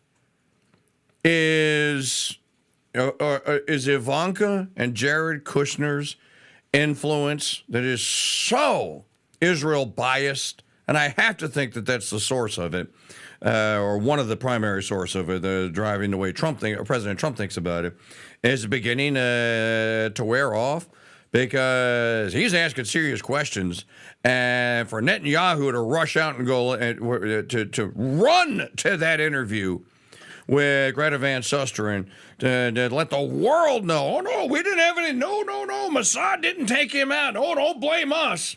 I think that the bloom may be off that rose. Well, it is. And I mean, it's a very frustrating thing. Like, if you have a moderate position on Israel, I think you're very frustrated right now in the Republican Party, because people need to understand you can be anti-intervention in Israel and not pro-Islam. Like, there seems to be a confusion here. And I blame Andrew Tate for this, because he introduced Islam as this sort of thing that the kings of men would do if you're a young man in the world right now. So you can be as anti-Israel as you want. You can say we should not be involved in conflicts. You don't then have to praise the ethics of Islam. Right. That's the other side of this. There's no need for that. I would never support that. Most conservatives and Christians wouldn't either. So if you're going to have an objection to Israel, do that, discuss it. But don't then try to tell me that I'm not understanding how much Islam has contributed to the world, because I'm of the generation that grew up knowing there would be terror attacks all throughout this country and internationally. I am the generation that watched James Foley be beheaded. And this is not going to be something that's going to be easy for people to put in. I'm also suspicious, to be honest, of the sort of surge of anti-Israel sentiment. And then I always see like the same 5 Muslim influencers interviewed by people who then say that. So I think there is a bit of paper play going on here. If you want to criticize Israel and change the Republican Party stance, that's your business. but we're then not going to adopt an idea that the closest other religion we should be aligned with is Islam. That's ridiculous. Well, let's just say something about this, because you can go to Catholicism.org and you can look Zionism up, and you can read a couple of ad rims by Brother Andre Marie and several others that have written. You can go to CrusadeChannel.com. You can watch Reconquest episode, or listen to rather, the podcast of Reconquest episode number 111 and 112, all about the Scofield Bible and how this fake Zionism was promoted in the United States. You know, this was a century-long project. People think that, oh no, the Israelis just came in and 10 years took it. No, dude. This almost took a century of non-stop agitation to convince enough people of the fraud that is the Scofield Bible, that version of what Israel is, and Zionism. But we should talk about the other part of this. As Brother Andre correctly says, well, if the state of Israel fails, and it's going to fail because of its overreach, when the world collectively go, okay, dude, you got to stop. Enough of the 1945 guilt trip. No one is trying to gas you. There's no new Holocaust. You're the one. I mean, I saw a Fox News crew walking through Gaza today while the woman was talking about the hunt for evil people in Hamas. You know what she was walking through, Magdalene? Rubble. As far as the eye could see, rubble. Well, is everyone that lived in Palestine Hamas? As Brother Andre correctly says, when the state of Israel fails, and the Jews are going to be once again looking for aid and assistance, it is going to be up to Catholics are going to have to do this. So, on the one hand, yes, you oppose Zionism. On the other, the Jewish people are still our responsibility. As far as not the state of Israel, but the people, the Jewish people. So, if Israel does fall, and it looks to me like, dude, you can't keep doing what you're doing. They are acting with impunity. No one ever gets away with that kind of impunity. No one. Not even the United States gets away with that kind of impunity. So the state of Israel, when it fails, and it will fail because the world will just say, no. Why do we have a United Nations if all the nations aren't going to obey the Charter? And the Charter clearly says that what Israel is currently doing is against the Charter. So why is the world turning its back? Well, to believe some, and I don't want to interject this element into it, there's blackmailing going on. I think there's always blackmailing going on.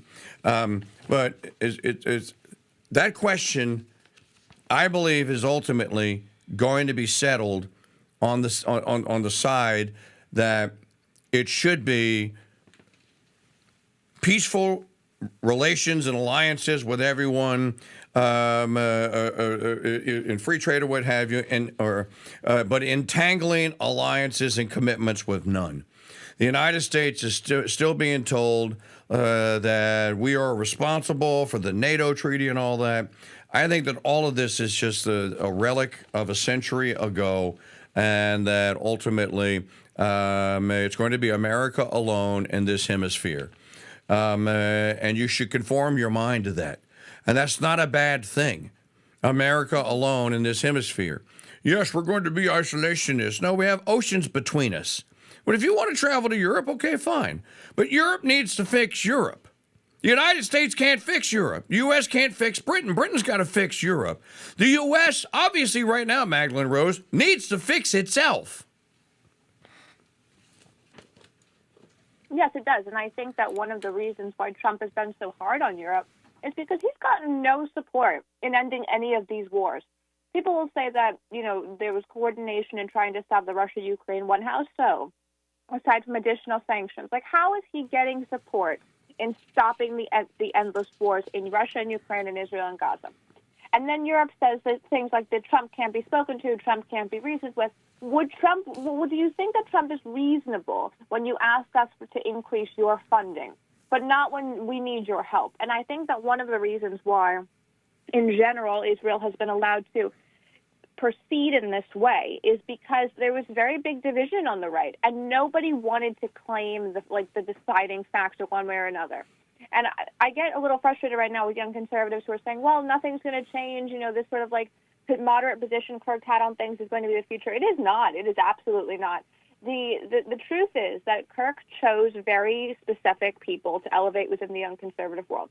And there was a list of those people, and there were trainings, and the Leadership Institute in D.C. helped facilitate that, and everybody knew it. And the number one person they kept out was Nick Fuentes. And everybody knows that was because there was concern that he would lead a large portion of the Republican Party away from supporting Israel. And Nick has spoken about this. Other people have confirmed it.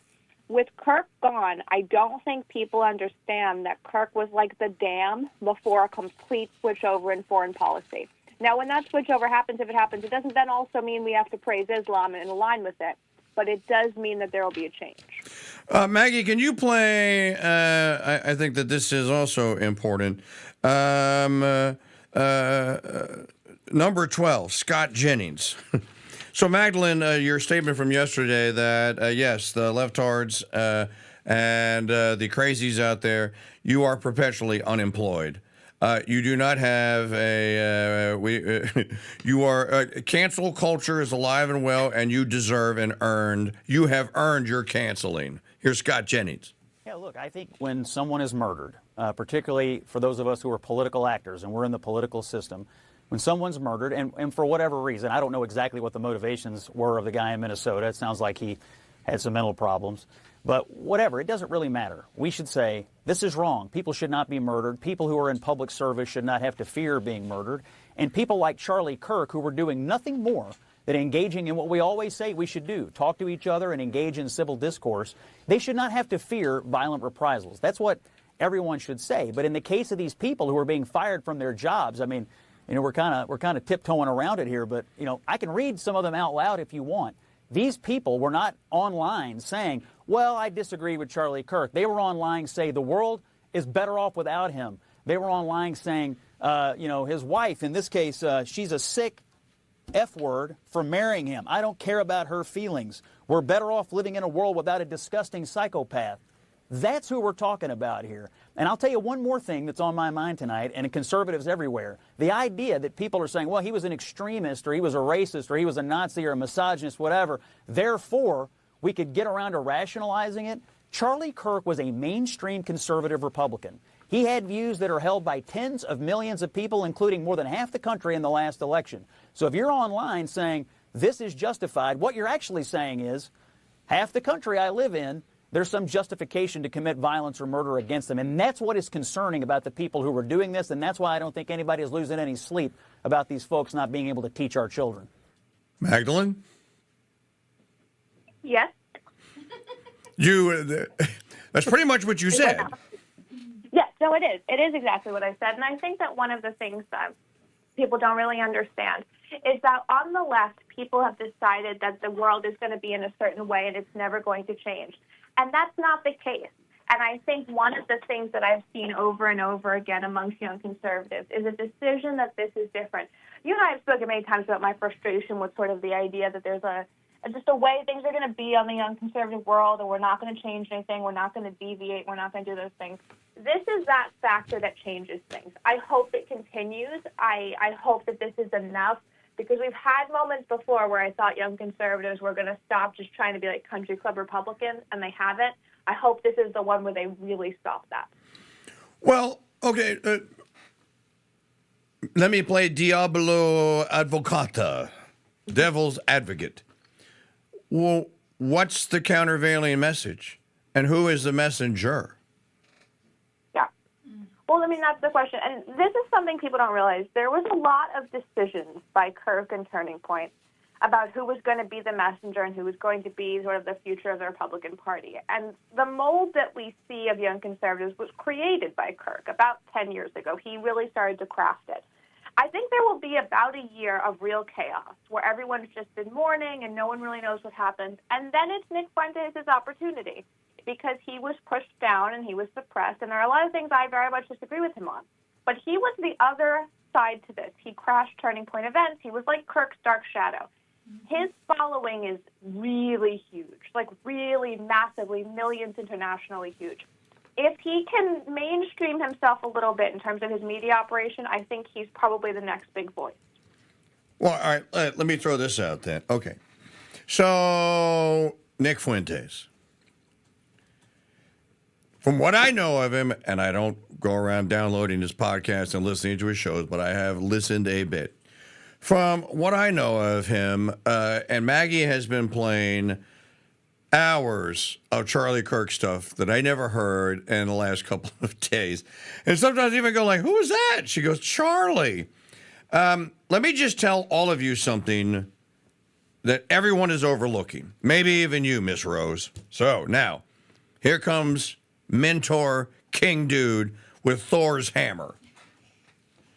Charlie Kirk, at the end of the day, was a master entertainer.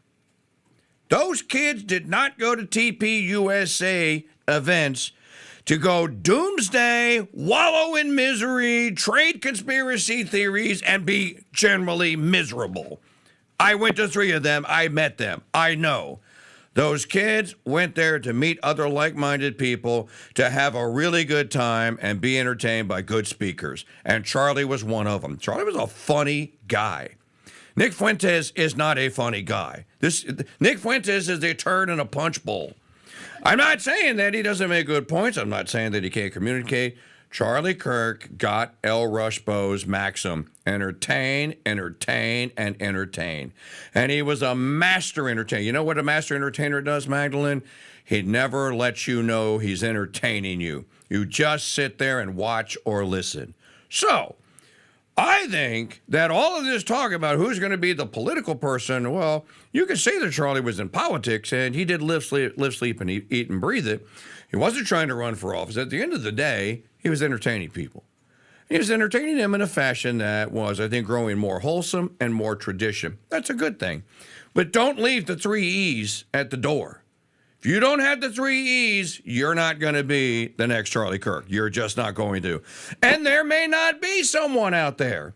So maybe it is that Erica is the keynote event. She's the one that the wife that goes and speaks at the event. I can tell you that the widow, Russell Kirk, Annette, I've been to several events, and Russell died in 1994. I've been to several events where Annette Kirk is the featured speaker, and she talks about Russell Kirk. She's engaging and she's funny, and she still runs the Russell Kirk Foundation. So it may just be that it is to Erica.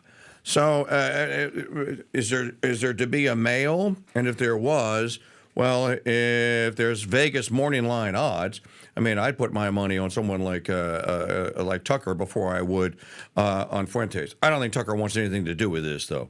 So you can't rule out the 3 E's, is my point. Well, I think that's true, and it could be that she carries on the legacy. I think she will carry on the legacy. I think she's going to run Turning Point. I think anybody in the media or other thinks that they're going to take Turning Point from her is delusional. I think that she is the only one they'll trust with it. But the other side of that is she's not a thought leader, and that's okay. But if you're not a thought leader, you have to have people around who can do that. True. Because Charlie was entertaining. He was very engaging, but he also was a great thought leader in getting particularly young people with the issues of the day that directly affect them to consider them critically. So if she's in charge of that, I think she'd do a good job running it. I think she could be inspirational and motivate women to the polls and all of that.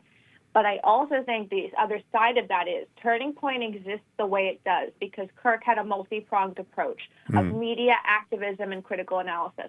She could do the activism, their operation can do the media situation, but the critical analysis is going to have to fall on somebody. Even if that's a rotating circle of people, that is what also set him apart. Finally today, let's talk about this one. Let's talk about the left and their future, because I don't think they have a future. And I think that it's good riddance. Play digital media file number 18, Maggie, and then 19. So 18 is Pumpkinhead J.B. Pritzker saying, this is just a lie. I never recalled anyone a Nazi. They're lying. Okay, all right. We'll see. We'll see. So, in other words, the reality is, yeah, you did. But this is the insistence yesterday. If I could, I was listening to what you're saying before. What would you like to hear from the Oval Office in this current political climate? Talk a little bit about where you're. Oh, that's the one about Trump. Play the next one. Sorry. Yeah, it's okay. Well, he was being asked, what did you want to hear from Trump that you didn't hear from Trump? I'm glad you put. And then here is the one there. No, I have not. That is completely false. I have never called Republicans Nazis. I'm glad you cleared that up because there are some. Well, that's what they'd like to say. They're lying. They're lying. I'm going to ask you. Well, that's not what I called them. But are you as well by not just calling out political violence and ending it, by you? Okay, I never called them Nazis. They are lying. Oh, you know what, fat boy? The internet is a biatch. That is completely false. I have never called Republicans Nazis. Everything that he has done has been tearing down constitutional democracy. And that's what happened in Nazi Germany. It doesn't take very long to tear apart a constitutional republic. Indeed, the Nazis did it in 53 days. And our democracy is almost as fragile. And we're seeing it right now. The dangers that we saw in Nazi Germany, especially in the earliest days of Nazi Germany, are the dangers that we need to react to now. If we don't, things will get much, much worse. And so we've got to raise alarm bells to everybody. It's a 5-alarm fire, everyone. Magdalene, I think that another rose that is dying and is turning from red to black is blame everything on the Nazis and then call Trump and all of us Nazis. So there you have it. There's your left argument. The reality is, yeah, you did. No, it is. And even if you're somebody on the left who never said Nazis, you have sat across from somebody on a panel, or you have seen something where you could have called people out for saying that, and you didn't do it. And we talk about toning down the rhetoric. I have seen endless Republican apologies for things that were too harsh. I've seen endless Republicans retract statements if they said things that were off the cuff or something that was inappropriate. They have removed a Republican member of Congress for that. And yet, Maxine Waters, several years ago, told everybody to attack Republicans. She said, get out, surround them, make them uncomfortable, get in their faces. That's when things changed. It was after that our press secretary at the time, Sarah Huckabee Sanders, had to get Secret Service protection. The first time, I think, in modern American history for that position, someone needed it because people wanted to hurt her. So when the left says tone down the rhetoric, show me the Republican member of Congress. And this is a point I don't think Republicans make enough. Show me the Republican member of Congress that has stood out there and said, you surround Democrats, you hurt them, you get in their faces, you make them know they're not welcome here.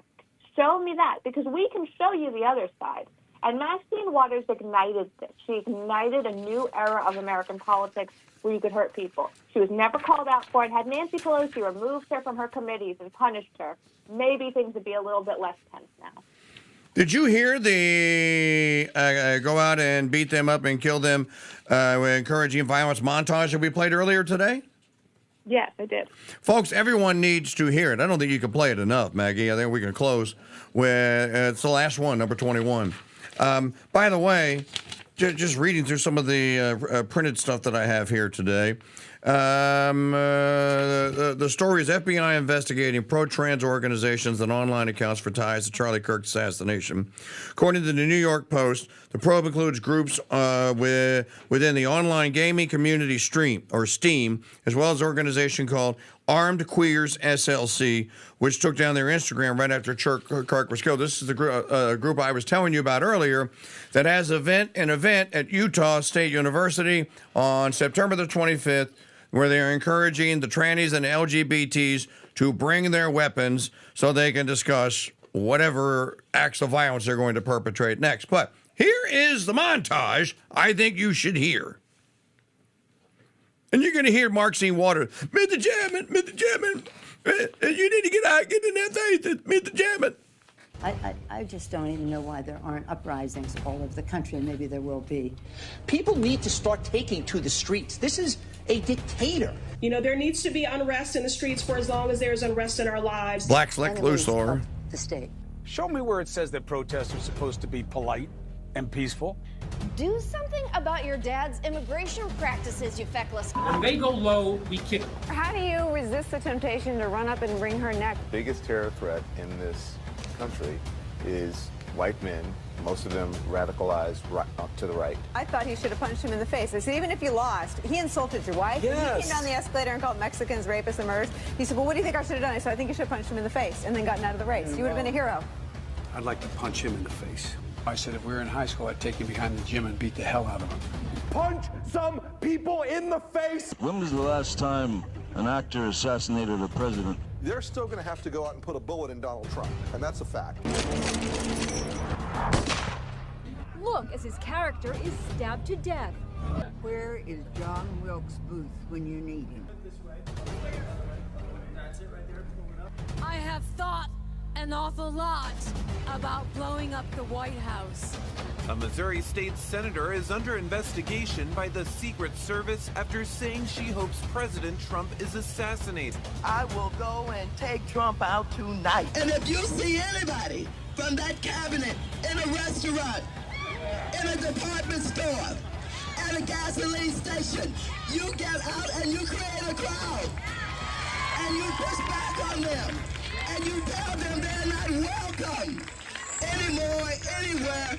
And sadly, the domestic enemies to our voting system and our honoring our Constitution are right at 1600 Pennsylvania Avenue. They're not going to stop before Election Day in November, and they're not going to stop after Election Day. And that should be, everyone should take note of that on both levels, that this isn't, they're not going to let up, and they should not.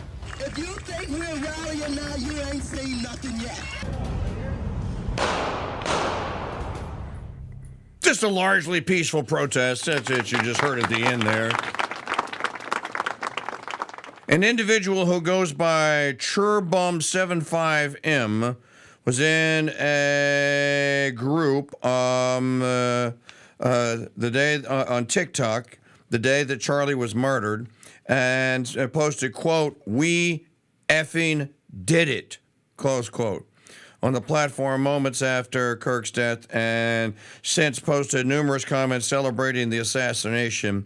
Tyler Robinson used an older model imported Mauser 30-06. You know the rest. Magdalene Rose, they have been out there, as you correctly pointed out, and as many other people have, they have been out there agitating and telling their followers to find people like Charlie, to find people like Mike Church, to find people like Nick Fuentes, to find people like J.D. Vance or anyone else. If you find them in public, get in their face.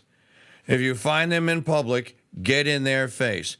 Then you ratchet that up with they're Nazis. This is 1930s Nazi Germany. They are Nazis. And so now you've radicalized tens of millions upon millions of young people, maybe even some older ones, who now think that an existential threat to their little way of life and their flight away from reality is to start treating us as if we're Nazis. Meaning, well, you can kill Nazis. If you're a Nazi, you're no longer a human. Just, you know what, Maggie? This is exactly the kind of grooming that happened to Lori Vallow. Chad Daybell, that sick Mormon wacko, got into her head and made her believe that her own children were zombies, and then she had them killed. So this grooming of flights away from reality and killing people because they're no longer humans. I don't even have to look in politics, Magdalene. You know, Our Mom's Murder is a mystery show. The last show that we just did, the case we just did, was Lori Vallow Daybell. And I'm telling you, that woman is certifiably insane, and she wasn't certifiably insane 5 years before she started killing her kids or having her ex-husbands murdered. So don't tell me that the grooming doesn't work and that this, what we just heard, is grooming. Well, it's a very sad thing as well, because we are constantly being told that we have to change who we are, that we are vicious, horrible people, and it creates a weird way of thinking about yourself if you're on the right. And remember when Biden stood there backlit like he was in a Marvel movie talking about Ultra MAGA and how MAGA was going to destroy everything and how vicious everybody was? He stood there like a supervillain and told the country that we were evil. And like we had to be like hunted down in a way because we have to destroy the MAGA hold on people. Yep. What did they think that meant? Did they think that meant debating on Fox? That doesn't mean that. Everybody knows that. And the thing is, we are now responding in kind to what they've been doing for 10 years. And I see the endless complaining because we're getting doctors and nurses who are okay with conservatives dying fired from their jobs. I don't think they should be in jobs where they hold power to make life or death decisions. That's not wrong. They're upset because we're finally in self-preservation mode. I think it's very late that we've gotten to this, but at least we're in it now where we are not okay with the nurse in the pediatric wing who tweets out, like, I'm happy Kirk is dead and does a dance video to it, then having the ability to make decisions and help our children. What if a child of a conservative commentator is checked into her area? Yep. What happens then? That's the question we're living with. And that is also the reality of the situation. And again, you know, Ronald Reagan joked. This is actually a joke. They take you back in time, okay, to show you how far off the rails this has now become. When Hinckley shot Reagan, and Reagan was about to go into surgery, you know, he had to give the blessing to George H.W. Bush to become president. They're going to swear him in. And he said, Mr. President, you know, we're going to have to take you into surgery. You got to remove that bullet from your right lung. Reagan's like, wait a minute. I got to be surgeonated upon. Who's doing the operating? And then he said, well, it's such and such surgeon at this hospital. And he goes, okay, well, I hope he's a Republican. That was a joke. I hope he's a Republican. That was in 1981, Magdalene. That was a joke. That wouldn't be a joke today, would it? No, it wouldn't be. And it's a concern. Like, it's a real concern. And I see people upset, like on TikTok and socials. They're upset because they've been fired from their job at Office Depot. They're like, what power do we have at Office Depot? I don't know. If I'm sending you sensitive documents and you have to deal with them, you could sabotage me. You could put them online. If I have a thing that I've placed, an order I've placed, you could decide it was lost. It's not that all these people are the nurse in the pediatric wing. It's that they can impact our lives, and our lives have been impacted enough. And I think Democrats have to understand, if you do like what the montage you've been showing has done, you then can't be surprised when we say, yeah, we're not flying with a liberal pilot and we're going to get you fired because of what you posted on Twitter. And everyone's like, well, these are just private social media. Was it private social media when you all terrorized people who maybe liked a Trump tweet about the economy in the first administration and ostracized them and canceled them? It was private social media then. So I think that's the problem for Democrats. We're not willing to let them kill us. Nope. And I mean, before you go, one more. And Maggie just brought this up. Don't forget, those people, those same people, wished death on anti-vaxxers. Magdalene, they went in public. They were on TV shows. They were on with late-night comedians. Even Arnold Schwarzenegger said, F your civil rights, F your liberties, and said death to anti-vaxxers. If you're an anti-vaxxer and you go to the emergency room, you go to the back of the line. You get to die. While real people that got the vax get cared for. Don't forget, these are the exact same people that wanted me and wanted her and wanted all of you. They were like, I ain't taking that. You can't make me do it. I won't do it. They searched our profiles. Yeah, they searched our profiles. They wanted Apple Computer to do to make the remember, they wanted the health app. They wanted an app. They wanted it in the App Store, and I don't know why Apple decided against it at the last moment, that would actually blue chip people and tell you if you were in a restaurant if there was an anti-vaxxer or someone who was not vaccinated who was in your proximity. Am I the only one that remembers this? So I don't want to hear that this is a new thing from these people. They've always wanted to kill us. No, they have. And they forced service members out who wouldn't take vaccines. They terrorized doctors. There were medical institutions in this country that were understaffed, that they would not allow doctors and nurses to go back to work unless they took the boosters. Yep. These are people who had taken the shot, but didn't want the boosters. And they said it wasn't good enough. And they were dictating these people's careers and ability to uphold their Hippocratic oaths. That's what happened here. So I'm really sorry that the Office Depot employee got fired for lying about company policy and refusing to print out a poster for a Kirk vigil somewhere in the country. But that's what you created. I'm happy that conservatives are now giving it back, because until that happens, we're not people who riot. We don't cause violence, and that's a good thing. But we can be people who systematically destroy people who try to hurt us peacefully through reaching out to jobs, to schools, to all those things. And every college in this country who employs a left-wing professor is now officially on notice, because we will find what they're posting and we will bring it to light, and then you make the decision if you want to stand with that professor or if you want to have government funding. Yeah, I think that there's a massive change coming at the university level, and these were the incubators. This is where they were doing the grooming. They're doing it with their look, you know, the identity, the ID, the MO of the teacher. The flannel shirt, the black horn rim glasses, the dyed slick back short hair, wanting to act like a schoolmaster dude, and then going into those classrooms and sexually grooming those kids. It begins when they're kids. It continues through high school and what have you here, and then certainly on into college, and then all of these places where you can retreat from the actual reality of life into these online groups, and you can actually get together, start talking about killing people. You know, folks, there is an antidote to this, and it's one of the reasons that I started our Thursday Night Throwdown, is so that guys and all of you that want to listen, we just come together and we just sit around and we basically have Seinfeld shows, Magdalene. Last week's was movie lines. This week is going to be man caves. Now, this is bringing people together to say that, you know, it's okay to just talk. It is okay to publicly just talk about cool, funny, tasty, whatever the case may be, things, and not always be looking at. I don't think the American right-wing public wants to spend the rest of our lives, and their children have to spend the rest of their lives in this arena fighting this fight.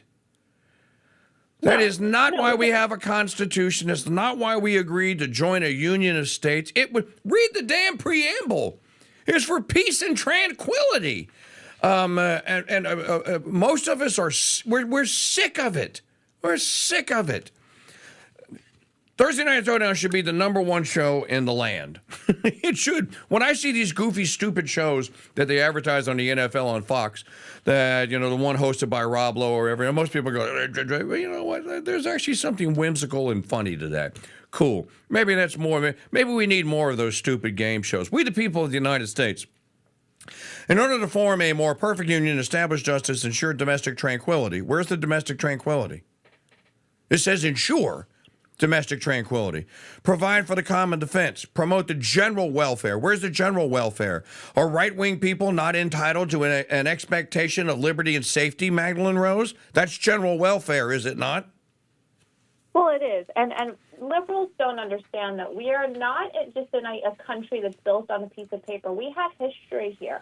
We don't allow ourselves to be taken over simply because you think it's okay to do so. And this is another giant divide within the Republican Party. Vivek and his sort of like Silicon Valley mafia want everyone to believe that America is just a set of ideals that is applicable in any country as long as you have a willing population.